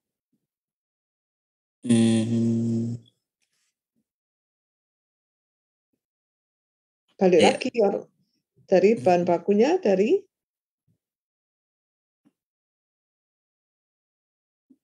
ini sudah belajar PIK kan? Iya, Bu. Nah, di PIK bahan-bahan ini hidrokarbon diperoleh dari sumber minyak bumi ya. Minyak. Nah, semua sumber minyak bumi itu bahan-bahan bakar. Iya. Betul. Ya, kita menelusurinya kayak gitu. Bahan asalnya itu dari sumber minyak bumi itu bahan bakar. Petrochemical kan? Ya, turunannya kan banyak. Itu nanti jadi etan terus nanti jadi etilen gitu ya. Kita lihat ke sumber awalnya. Nah, ini orang awam tuh seringkali nggak ngerti kalau ditanya, biji plastik itu mudah terbakar atau enggak? Jawabannya tidak. Terus kalau saya tanya, loh kenapa kok tidak? Nah, mereka masuk ngerti. Nggak pernah kuliah PIK, ya kan? Jawabannya gampang gini. Karena untuk melelehkan, itu butuh suhu leleh tinggi. Jadi kan nggak mudah terbakar karena titik lelehnya tinggi. Nah, ini bener enggak? Ayo coba. Saya kalau debat-debatan sama orang awam ya nggak bisa. Capek sendiri. Ya, nerangkan masuk sama dengan yang kuliah? Ayo kalau jawabannya gitu, bener apa enggak? Karena dia taunya waktu memproses jadi plastik, itu titik lelehnya tinggi. Sampai seberapa sih? Di atas 100, 160, 180, 190, 200. Terus kesimpulannya, karena melelehkannya itu suhunya tinggi, berarti tidak mudah terbakar. Betul apa enggak kalau seperti itu? Ini kalian belajar teknik kimia yang lebih komprehensif kan? Dari bahan bakunya kita tahu. Betul? Gimana, Yusinus? Iya Bu. Jadi kita berpikirnya ke situ ya, biasa open minded, jangan cuma lihat yang kita lihat gitu ya, jangan membahas yang kita lihat aja gitu ya. Tapi kita kan sudah punya teorinya, bahan bakunya dari apa? Hidrokarbon kan. Ya, hidrokarbon itu semua mudah terbakar dari petrochemical. Ya. Dari etilen dan sebagainya. Ya, jadi kalau kita baca ini jangan dihafalkan saja. Terus modifier. Ya. Modifier ini kira-kira bisa diduga ditambahkan di mana ini? Pada saat membuat produk jadinya atau pada saat membuat polimernya?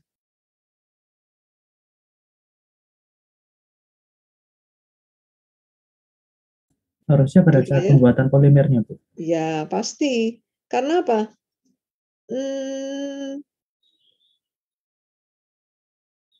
Tapi plasticizer bisa juga di sebentar. Oh, enggak, kebanyakan memang Jadi membentuk struktur kristalnya itu kan waktu buat polimernya, nucleation agent ya. Kan enggak mungkin setelah cetak ya.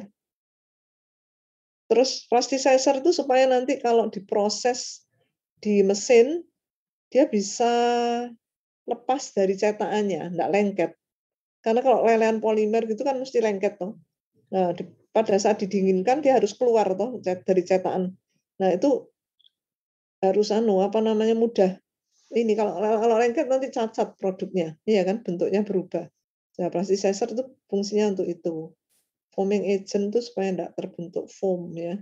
Processing agent juga ke arah struktur. Ini pasti buat polimernya. Ini processing agent ini juga tadi mold release agent tadi ya. Yang untuk supaya keluar dari ini. Itu dikasih plasticizer biasanya, tapi juga processing agent juga khusus ada lagi bisa. Tapi itu setelah jadi polimer bisa juga itu ditambahkan. Makanya ini macam-macam ya. Jadi penambahan aditif ini bisa pada saat buat polimer, pada saat proses ditambah lagi mold release agent di alatnya juga bisa gitu ya. Ditambahkan lagi gitu waktu prosesnya itu. Terus ada lagi anti blocking agent, strip agent itu bukan dibuat polimernya tapi waktu processingnya. Ya waktu memproses di mesinnya itu. Ya, makanya saya akan bilang itu waktu prosesnya. Kalau modifier itu waktu buat polimernya. Ini waktu processingnya juga bisa ya, property improvement ini. Processing bisa pasti di prosesnya. Anti blocking agent itu kayak ini loh, tas kresek. Kalau ditumpuk-tumpuk supaya kalau diambil satu itu enggak lengket. Kan ada tahu satu diambil yang lain terikut. Itu namanya kan blocking. Ya. Atau satu ditarik terus yang lain tergelincir gitu ya, jatuh semua. Nah, itu enggak bagus juga. Jadi itu waktu processing juga ditambahkan. Ya. Ini makanya ya banyak aditif yang dibutuhkan, bisa mulai dari waktu pembuatan polimernya, pada waktu processingnya gitu ya.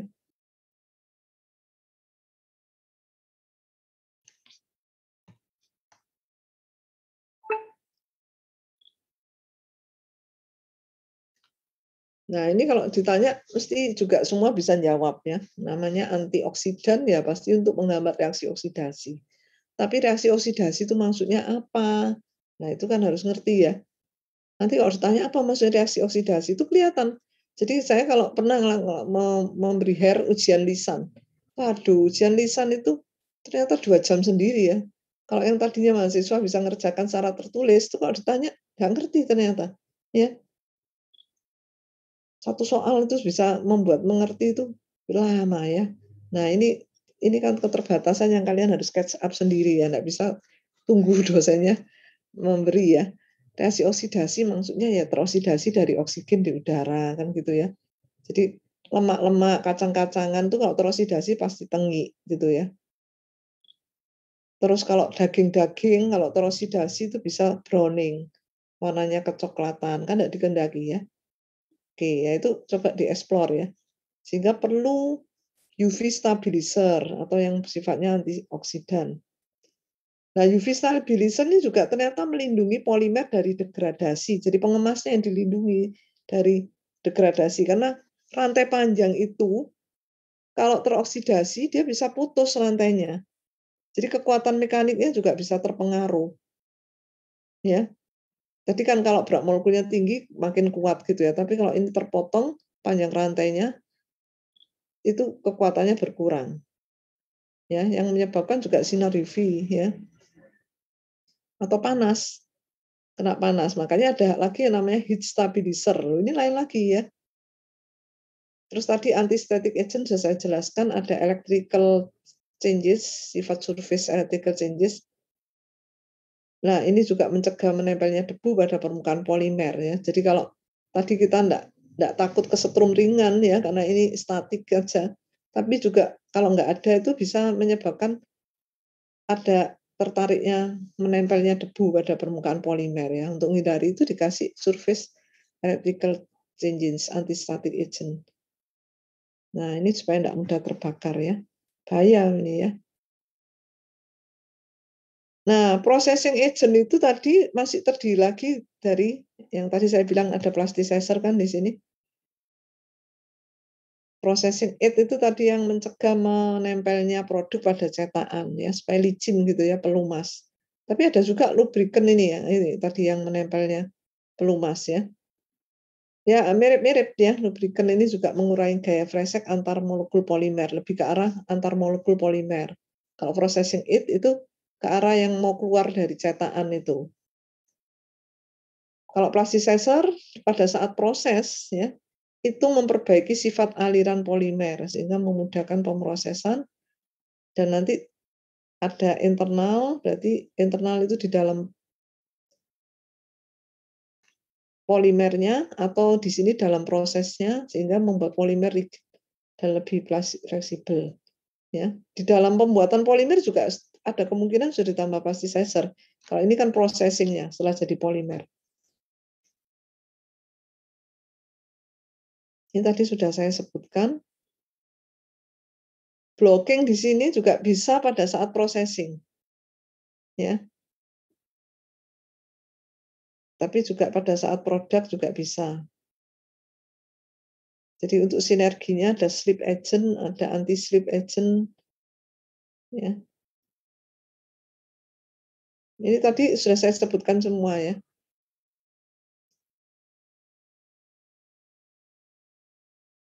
Blowing agent ini untuk produk polimer yang nanti kalau di mata kuliah pengantar teknologi polimer ada demonya ya, tapi di sini karena enggak untuk pengemas ya enggak saya demokan ya. Ini untuk membuat produk foam.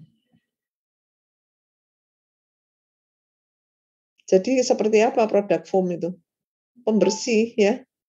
Yang pembersih pakai busa ya. Itu kan polimer juga, poliuretan. Nah, supaya waktu membuat foam itu bisa mengembang, nggak bantat gitu ya, kalau membuat roti yang bisa mengembang itu ada blowing agent-nya. Gitu, ya.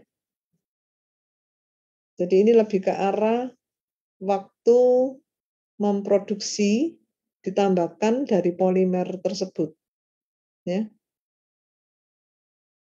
Tapi waktu membuat polimer juga bisa ini ditambah filler, bahan pengisi ya.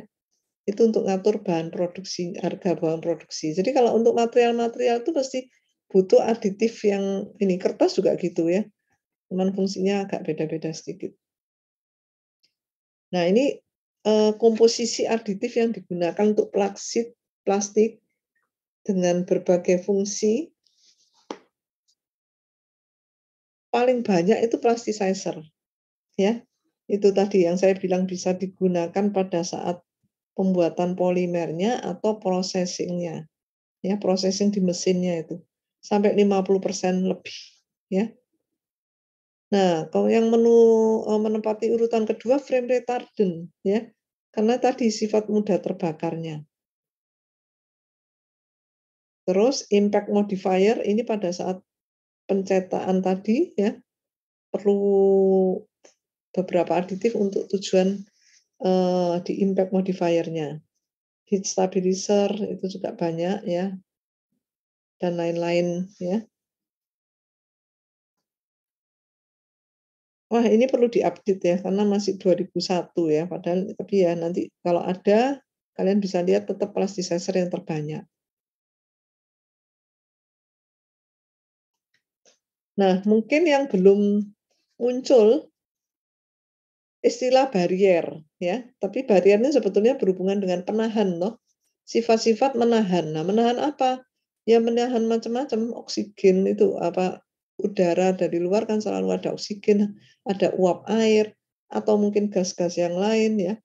Nah, itu supaya tidak mudah menembus. Jadi tadi kan bahan plastik itu kelebihannya tidak bisa ditembus dengan air, tapi kelemahannya masih bisa ditembus oleh bentuk-bentuk yang fase gas, ya, termasuk udara, uap-uap. Nah, seperti itu.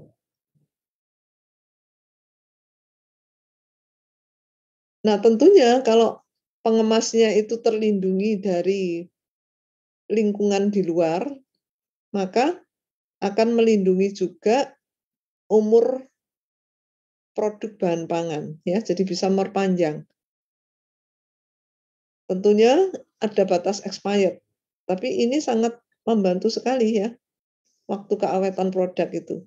Jadi tidak hanya memperbaiki penampilan fisik atau transparansinya, tapi juga perlindungan terhadap lifetime-nya ya. Ada yang bilang lifetime, ada storage time, ada yang shelf life gitu ya, masa simpan.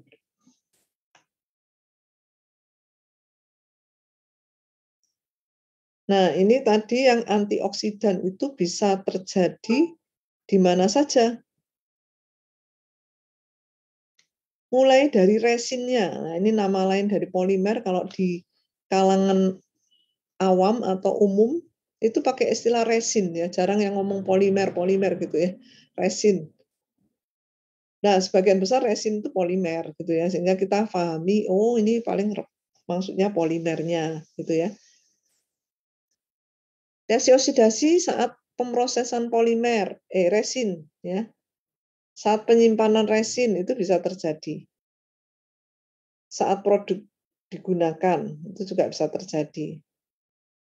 Nah, kalau kita tahu bahwa bisa terjadi pada berbagai kesempatan, maka akibatnya kita juga harus tahu ya kalau terjadi itu konsekuensinya ini tadi. Pengemasnya bisa berkurang kekuatannya, kehalusan permukaannya bisa menjadi berkurang ya, kasar, itu sudah umurnya harus replace ya, harus digantikan ya. Terus warnanya mulai memudar, perubahan melt flow-nya juga kalau dilelehkan ya pasti berubah ya. Terus kalau kita sudah tahu akibatnya, maka kita perlu tahu mencegahnya ya. Nah, apa yang kita bisa lakukan? Kalau memodifikasi struktur polimer, ini urusan waktu membuat polimernya. Kita nggak bisa nih ya. Nggak bisa menggunakan prinsip pencegahan memodifikasi struktur polimer. Ya, itu urusan yang buat polimernya. Ya, yang bisa kita lakukan menambah aditif ini. Ya, menambahkan aditif pada saat pemrosesan. Jadi ini juga yang membuat polimernya, tapi membuat produk jadinya. Ya, masih bisa melakukan ini. Penggunaan antioksidan ya pada prosesnya.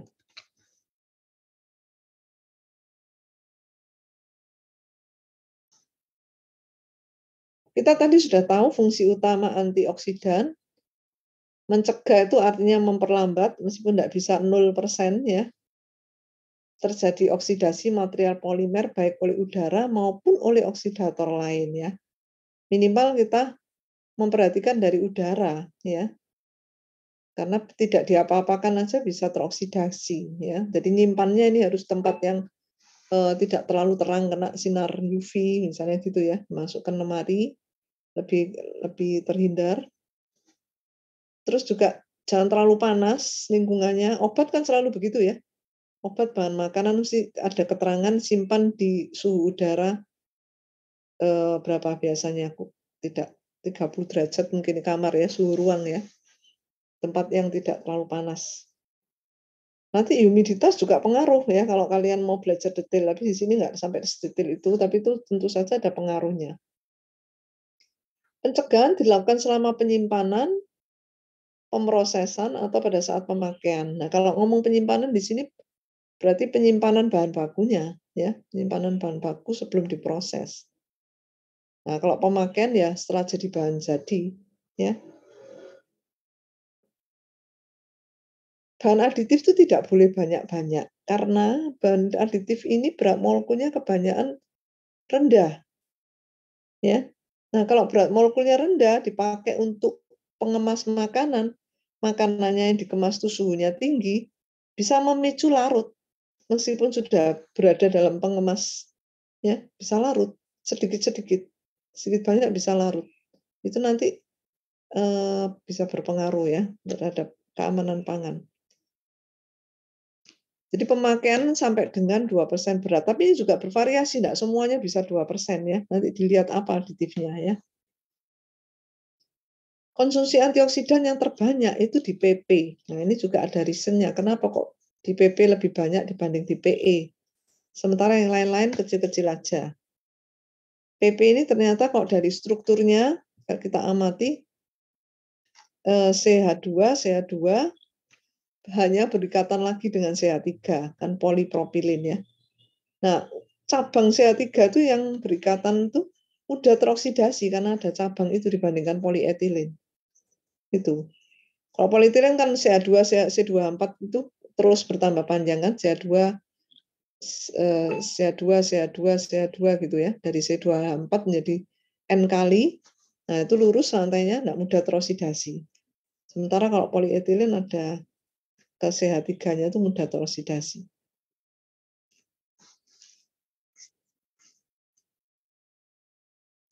Kalau sudah rusak permukaannya, terus ikatannya berkurang, itu kaku kan jadi tidak fleksibel, tidak glossy, terus berubah-ubahnya sifat elektrik. Pasti itu mempengaruhi semua.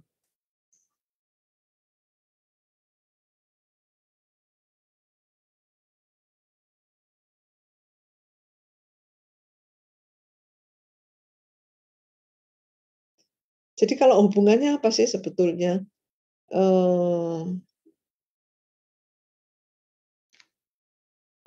Dengan sinar-sinar itu. Ya kalau makin pendek panjang gelombang itu kalau kalian ingin mendeteksi gugus fungsinya itu apa, ya toh, itu bisa menyerap cahaya pada panjang gelombang berapa tuh ada alatnya namanya FTIR toh. Dari situ kita bisa melihat nanti itu. Dia menyerap panjang gelombang pada gugus itu tuh pendek atau panjang. Ya, makin pendek panjang gelombangnya, makin besar kerusakan yang dapat ditimbulkan karena energi radiasi yang dihasilkan pun makin besar, ya. Jadi kalau ingin tahu ini polimernya sudah, ya ini ke arah fundamental ya, sudah kerusakannya seberapa besar, bisa dideteksi pakai alat. Nanti dia bisa menyerap panjang gelombangnya seberapa. Nanti dalam aplikasinya pengaruh ke intensitas radiasi sinar UV yang dihasilkan. Kalian tahu ya kalau ada istilah suhu transisi gelas, ini mungkin ya karena dipelajarinya lebih detail di struktur dan morfologi polimer di PTP. Mungkin yang enggak ikut PTP kan enggak tahu detail ke arah itu ya, enggak apa-apa, yang penting tahu apa maksudnya suhu transisi gelas. Ya. Jadi polimer itu punya TG selain TL. Kalau ingin memproses polimer itu harus tahu TL-nya. Ya. Tapi TG itu juga penting untuk mengetahui sifat dari polimer. Karena kalau misalnya kena panas, ya, ini ada yang percobaan menggunakan pengemas polimer, ini tahan suhu berapa ya supaya tidak berdampak terjadi perubahan bentuknya. Nah, itu harus tahu kalau lihat suhu transisi gelasnya, bukan lihat titik lelehnya. Ya, karena kita kan tidak memproses produk polimer. Kalau nanti dibuat di atas titik lele itu berarti kan memproses bahan polimernya untuk jadi bahan jadi. Kalau sudah jadi botol, itu yang kita perhatikan suhu transisi gelasnya. Kalian punya botol PET ya, botol air minum. Terus diisi air panas. Pernah nggak ngalami botolnya berubah bentuk? Ada yang pernah atau belum pernah mencoba?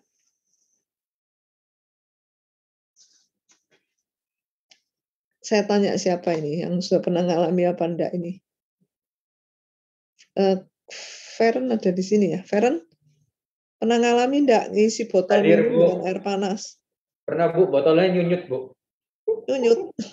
Iya, Bu. Jadi meletot gitu, Bu. Iya, saya pakai ini loh.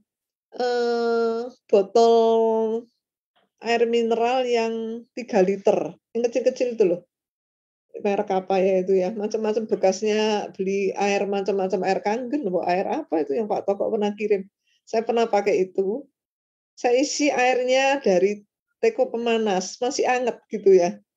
Nah, saya pikir karena buru-buru waktu itu ya maaf, ini mau beri minum anjing piaraan ya, pet ya. Saya tuangkan, mulutnya meleot ya, peletot itu kalau mau saya foto ada. Jadi sekarang saya kalau mau masukkan air jadi kesulitan karena mulutnya itu peletot kan jadi tumpah kan. Jadi mesti saya miringkan supaya nggak tumpah. Nah, itu karena saya buru-buru, nggak sabar ya. Mestinya kan ditunggu dulu airnya agak dingin gitu ya. Ini saya pikir sudah mau diminumkan kok masih panas. Sudah agak hangat saya tuangkan. Nah, meletot. Ya. Nah, itu karena apa? Karena suhu air yang saya masukkan tuh di atas suhu transisi gelasnya. Berarti suhu transisi gelasnya lebih rendah. Jadi kita tahu sebabnya gitu loh. Nah, berapa nilai suhu transisi gelasnya? Ya, saya nggak perlu ngukur. Saya nggak perlu ada kepentingan kok repot-repot ngukur. Itu alatnya juga nggak punya untuk ngukur suhu transisi gelas. Tapi saya tahu gitu loh sebabnya. Ya. Terus kok ada yang tahan? Ya, terus engker-engkeran kalau orang ngomong kan gitu ya. Bisa kok, ya kan? Bisa, nggak apa-apa tahan kok. Terus yang lain bilang, nggak bisa kok. Loh, kok engker-engkeran seperti itu? Karena apa? Ya memang beda suhu transisi gelasnya. Jadi nilai transisi gelas titik lele dari polimer itu nggak satu harga. Bisa dirubah-rubah.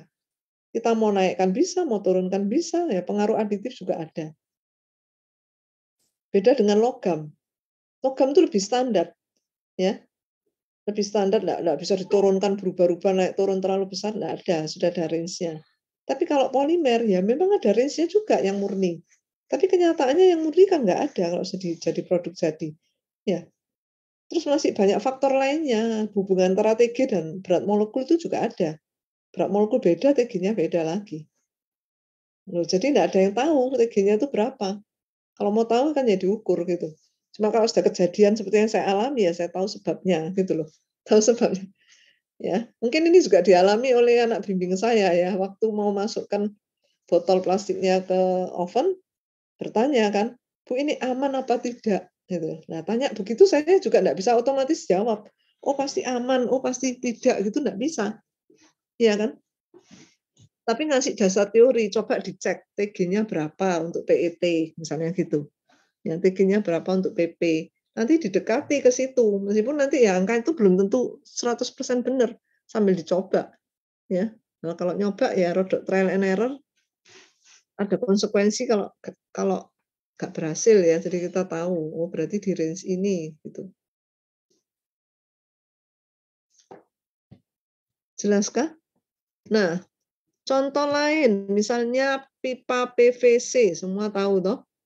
Ada yang bilang pralon gitu ya.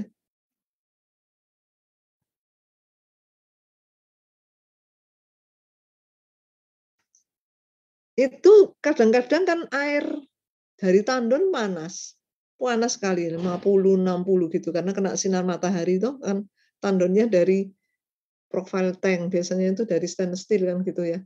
Nyimpen panas kan, stainless steel nyimpen panas jadi panasnya nggak turun-turun. Saya tuh kalau mandi nggak pakai air heater gitu tetap kepanasan ya untuk keluaran pertama. Jadi terpaksa buang airnya, nggak kuat kulit ini ya. Dibuang dulu sampai berapa detik, berapa menit bahkan sudah agak turun baru bisa dipakai. Tapi jadi seperti air hangat kalau siang gitu ya. Kalau masih kena siang gitu. tergantung musimnya tapi tentu saja. Nah, itu kalau pipa PVC-nya nggak dikasih yang namanya chlorinated PVC untuk naikkan TG, bisa berubah bentuknya ya. Tapi PVC sekarang sudah ditambahi yang menaikkan bukan dikasih plasticizer tapi menaikkan TG-nya ya, sehingga tidak mudah berubah bentuk. Zaman dulu pulpen ketinggalan di mobil meletot semua ya. Saya sampai waduh jangan ketinggalan, ini bentuknya nggak karuan, nggak bisa dipakai, dibuang ya. Tapi sekarang kan jarang sekarang ya. Botol-botol mineral itu juga cenderung sudah diberi ya. Tapi tetap bahaya, jangan tinggal di suhu tinggi terlalu lama. Karena apa? Nanti yang bisa pindah itu bukan polimernya stabil, tapi aditifnya. Ya, aditifnya itu bisa migrasi, pindah dari pengemas ke air. Ya, itu ada kalau kalian mau tahu, jangan tinggal di dalam mobil berlama-lama. Itu saya juga sulit setengah mati kalau ngomong ke orang. Ya, sulit ya. Di dalam keluarga juga sulit mengingatkan karena dipikirnya enggak rusak loh, enggak apa-apa. Itu nek kelamaan ya ketinggalan, lama-lama dia bisa menjadi radikal itu rasanya berubah. Memang rasanya jadi agak enak malah kayak manis-manis, tapi itu justru bahaya, berubah rasa. Air kan enggak boleh berasa ya, harus tawar. Itu ada migrasi, jangan diminum malah kalau sudah ada perubahan. Ya, ada bahan yang berpindah. Tapi ini dalam hal ngelihatnya pengemasnya dulu ya. Jadi kalau polimer itu modulusnya harusnya rendah, modulus itu hubungan antara stres, kekuatan tarik, dan regangan. Kalau tinggi, itu berarti dia sudah tidak elastis, tidak fleksibel. Kalau sudah tidak fleksibel itu berarti getas ya.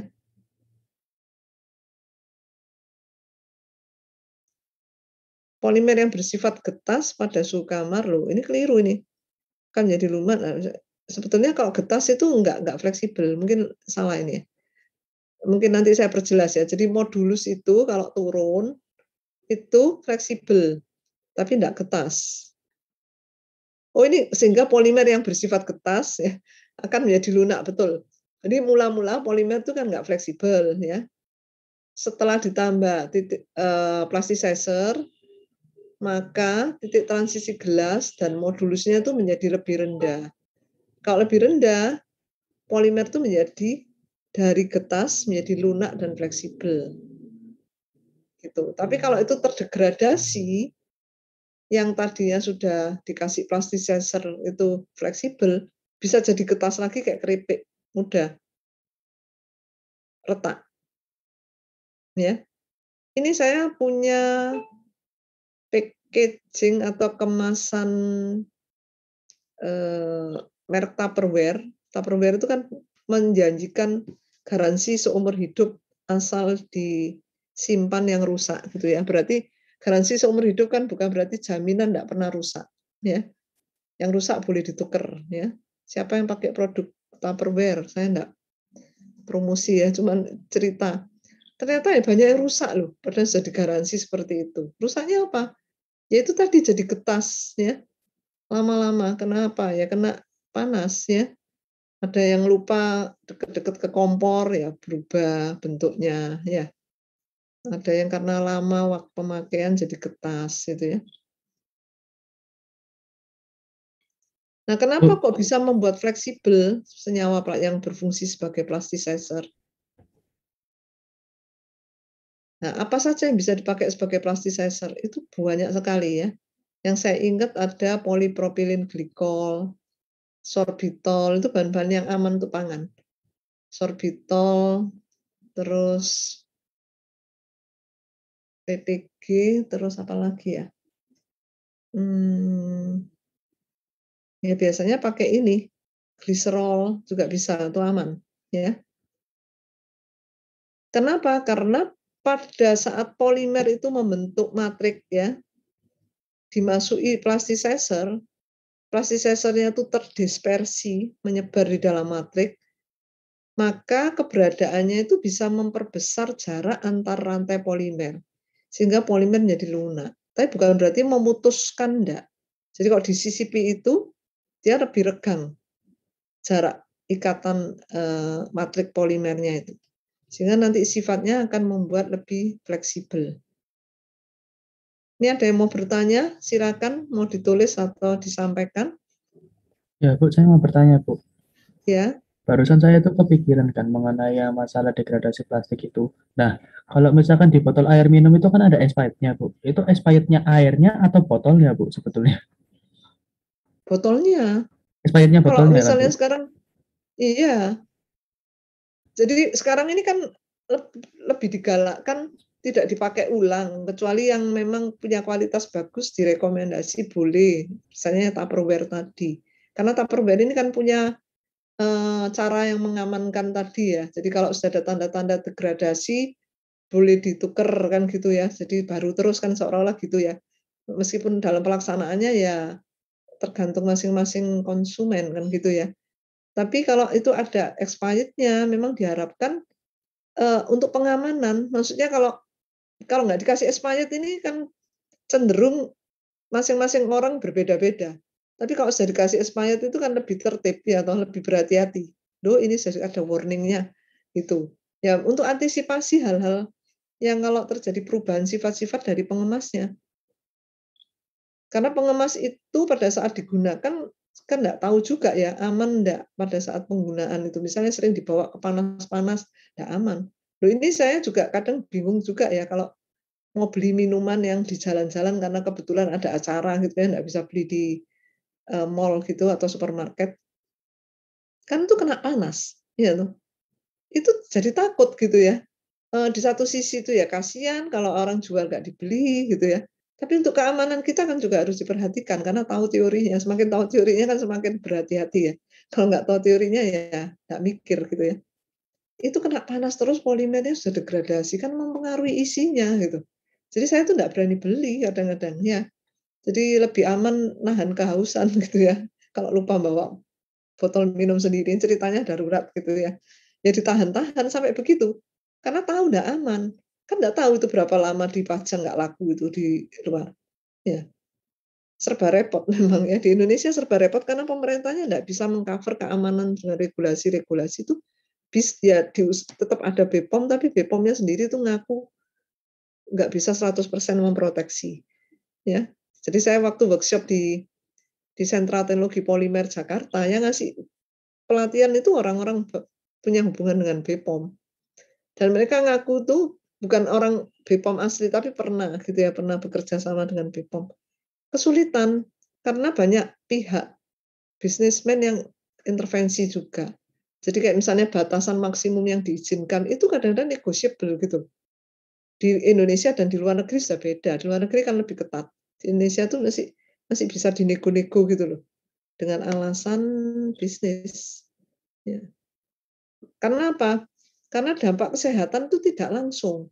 Kecuali kalau misalnya dampak kesehatannya itu langsung sakit gitu ya, langsung ada masalah pencernaan atau apa, itu ya pasti aware gitu ya. Tapi kalau itu masalah radikal bebas yang numpuk baru ketahuan beberapa tahun kemudian, nah itu yang sering bisa diabaikan gitu ya, karena tidak langsung kelihatan dampak negatifnya.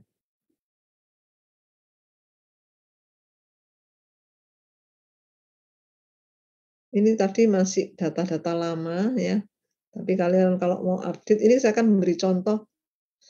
Nah, kalau selalu update ya repot ya saya. Tapi intinya komposisi ini selalu berbagi di antara persentase yang paling banyak itu film, kalau plasticizer. Ini kabel, seal, ya. Karena butuh fleksibel kan, ya. Karena mungkin kaku ya. Berarti di sini kalian lihatnya gitu aja ya. Jadi angka enggak usah jadi masalah, nanti berubah terus kalau angka. Oke, pertanyaannya terjawabkah? Ya, makasih, Bu. Iya. Jadi memang meskipun sulit, tapi kita kalau tahu lebih wise gitu loh menurut saya, meskipun enggak bisa menghindari, ya. Nah, saya sendiri kalau catering mau bilang jangan pakai plastik, lah sekarang semua zamannya sudah plastik. Kalau dulu kan pakai rantang, sampai punya banyak rantang. Sekarang kan orang tuh cenderung nggak punya tempat menyimpan perlengkapan-perlengkapan ya. Dulu dapur itu, gudang ya, gudang untuk nyimpan perlengkapan makan, piring, mangkok, sendok, garpu zaman orang tua saya, bukan orang tua saya, nenek, kakek gitu ya, generasi itu. Satu gudang itu bisa 1 kamar, ukuran 3x4 itu kecil, ya, bisa 3x5, pokoknya normal 3x4. Itu gudang untuk nyimpan piring itu benar saya alami nenek saya. Ya, jadi kegiatan orang zaman dulu kan punya pembantu untuk masak, terus ngadakan acara ya, makan dan minum di rumah gitu ya, nggak ada restoran-restoran seperti zaman sekarang. Seperti itu. Nah, terus kemudian dalam perkembangannya rumah kita tuh makin kecil, saya tadi kan dalam hal melihat penyimpanan barang-barang yang tadinya logam-logam, dialihkan ke plastik, ya kan? Plastik ini pun bulky, sekarang saya juga lagi pusing ya, kalau misalnya pesen makanan pakai plastik-plastik, aduh banyak sekali mau dibuang ya, sayang kan bagus ya, terus ini diapakan? Ada himbauan kalau dibuang, supaya nggak dipakai lagi, dirusak. Ya, botol-botol plastik itu dirusak supaya bisa dikembalikan ke pabriknya. Nanti ada CSR untuk kepedulian lingkungan itu dia harus tanggung jawab mengolah lagi gitu ya. Aduh kompleks ya. Intinya jangan dicampur-campur supaya memudahkan untuk mengolahnya gitu ya. Bahkan saya tuh kadang saya cuci tapi tidak saya pakai. Saya kumpulkan jadi satu dalam seminggu, mika-mika tuh plastik mika. Terus saya taruh di luar, tetap taruh di luar supaya yang ngambil itu juga tidak campur-campur kotoran gitu maksud saya. Karena bingung kan, ini gimana ini, kasihan nanti bagian lingkungan yang ngolahnya makin berat. Ya, ini ngomong dalam hal sampai pengamanan pembuangan ya. Jadi bukan hanya pengamanan pemakaian. Kembali lagi ke sini, ada kadang-kadang ditambahkan anti fogging ya. Karena apa? Karena kita sering lihat makanan itu, bahan makanan itu kena panas ya, terkondensasi uap air di permukaan gitu ya. Kena panasnya bisa dari dalam, bisa dari luar, membentuk butiran-butiran air. Nah ini kalau tidak dihambat juga kalau terjadi bisa mempengaruhi kualitas produk yang dikemas ya. Penampilannya juga nggak menarik ya, nggak tembus pandang lagi gitu. Tapi biasanya ini juga untuk agriculture film ya, karena dalam pertanian fogging ini dapat menyebabkan pertumbuhan tanaman yang terhambat, menimbulkan penyakit pada tanaman seperti itu ya. Jadi penting ya untuk hasil pertanian dan obat-obatan. Antara lain yang perlu fogging ini biasanya polipropilin, polietilen, polivinil klorida seperti itu. Ini waktunya sudah mau habis, tapi enggak apa-apa ya, saya kurang 4 slide. Aduh, jadi balik lagi kurang 4 slide. Terakhir, antimikroba.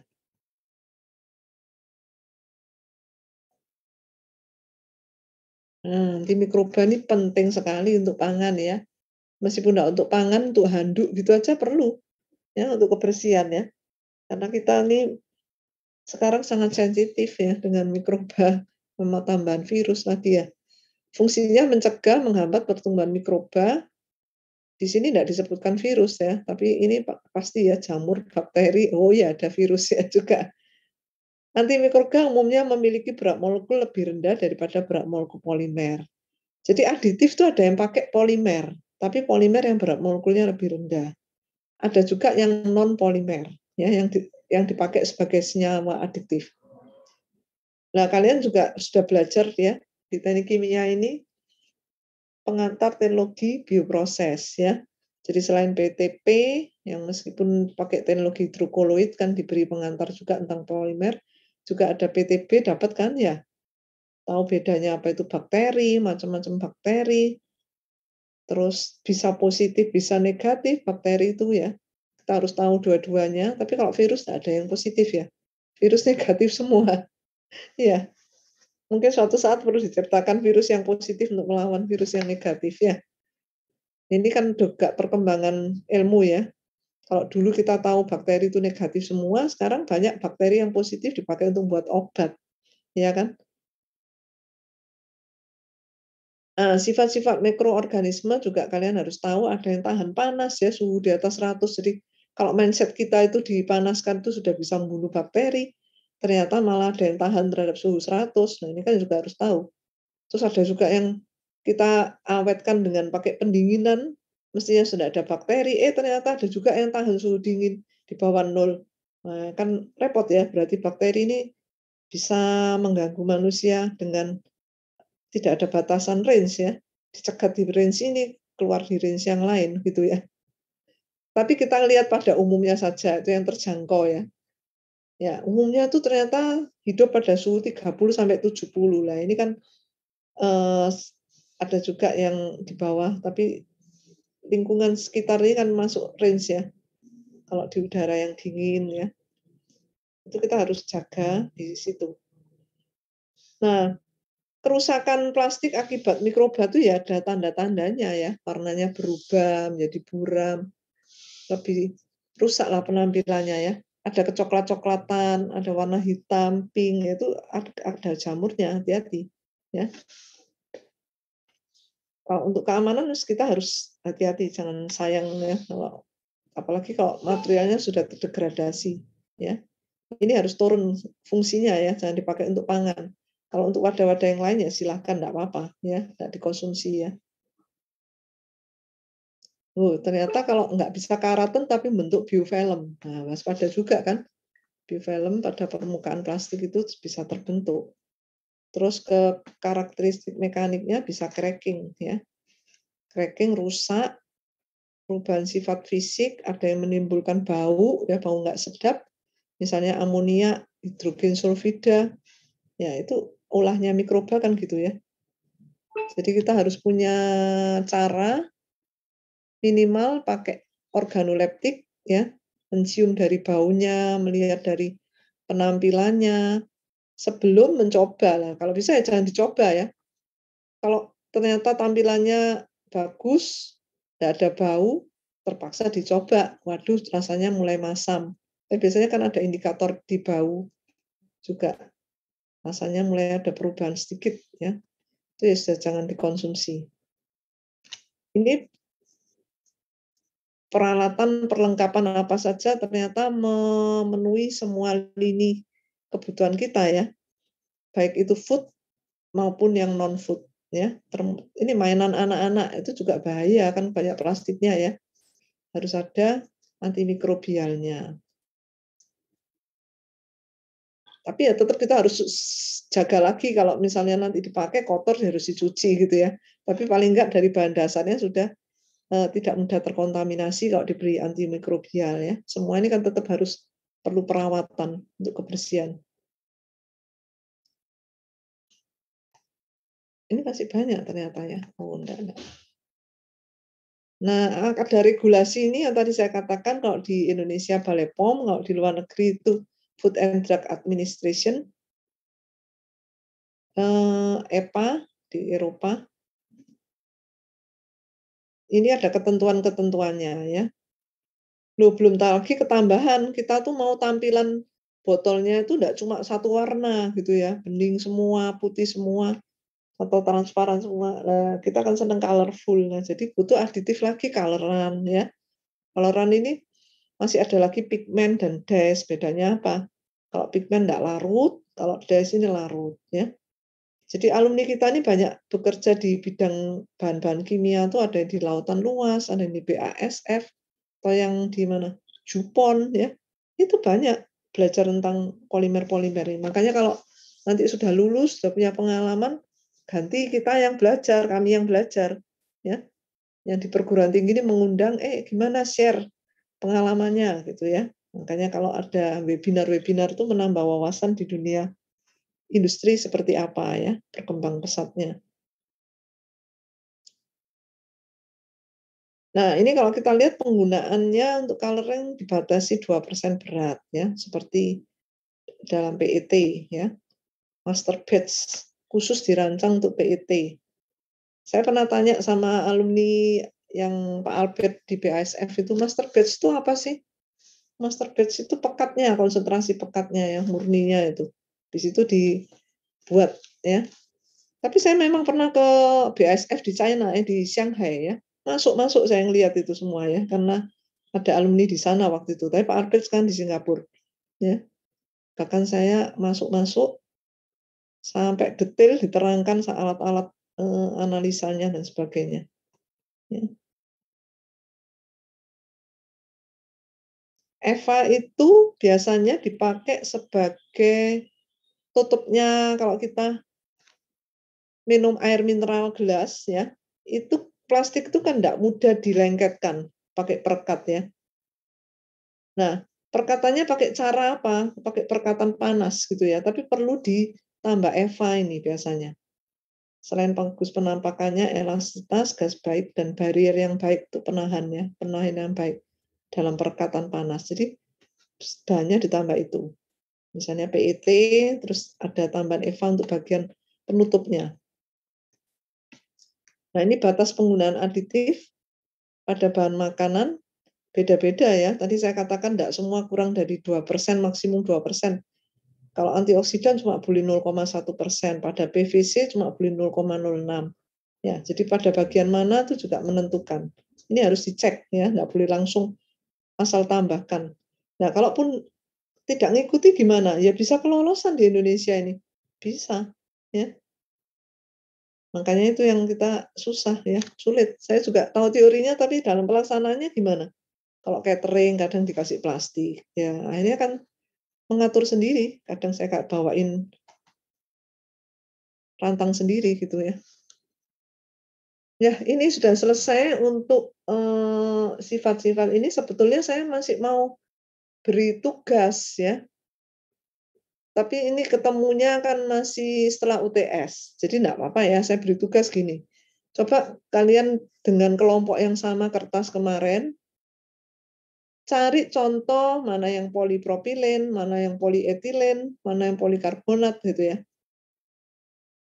Yang umum digunakan dalam produk komersial untuk pengemas makanan. Jadi sama seperti kertas, kelompoknya juga sama, karena waktunya enggak nututi.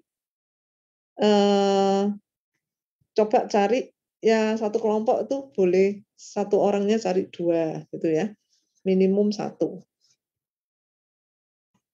Terus nanti kita diskusinya kapan setelah UTS ya. Maaf Bu, tadi yang dicari apa aja Bu? Tadi terlalu cepat. Ya seperti kertas, kalian cari pengemas plastik yang digunakan untuk bahan pangan. Bahan pangannya apa? Bebas. Setelah itu coba kalian duga ini bahannya apa. Gitu. Kalau bisa yang bervariasi. Tapi kalau nggak dapat variasinya ke jenis pangannya, pengemasnya, ya nggak apa-apa. Terus kalian duga ini apa. Jadi kan kemungkinan sama-sama polipropilen, sama-sama polietilen, kemungkinan gitu kan. Ya. Tapi variasi dari jenis pengemas yang ada di pasaran, untuk pengemas apa gitu. Nah ini satu kelompok kan 2, satu orang jatahnya minimum 1. Ya, maksimumnya saya nggak batasi sudah. Ya. Nanti kita pakai untuk diskusi setelah UTS. Ya, nggak berat kan tugasnya? Untuk diskusi aja. Karena diskusi memang bagian dari perkuliahan ya, nggak boleh monolog. Jelas? Ya ini minta maaf kalau waktunya molor, karena memang materinya saya selesaikan supaya minggu depan Bu Emma bisa ngisi materi yang digantikan tuh ya, yang saya gantikan. Oke. Pertanyaannya kalau ada ya boleh lewat chat pribadi, boleh ya, karena online ini harus ada banyak cara untuk bisa berkomunikasi. Cuman ya memang waktunya itu harus saling memahami satu dengan yang lain. Oke, saya akhiri dulu. Selamat, belum foto. Ya, kalian mesti foto dulu sama buka video. Ya, baik. Mohon kesediaannya untuk buka video. Ya, saya mau ngecek kalian masih seger-seger, sehat-sehat semua ya. Udah buka ini ada yang belum kelihatan wajahnya, masih kelihatan ke bagian atas saja. Tolong agak dilihatin wajahnya. Ya, terima kasih ya. Jangan jadi kurang pede gitu ya. Kuliah online ini buat tidak pede. Ya, halaman kedua enggak ada. Sudah ya. 2, 3, 4, 5. Oke, 1 halaman aja. Terima kasih. Ya, oke. Ada yang bertiga itu, Feren ya. Ya, terima kasih. Saya akhiri dulu. Selamat pagi. Masih Makasih, pagi. Bu. Selamat Ya, pagi, Bu. Terima makasih. kasih. Ya, makasih.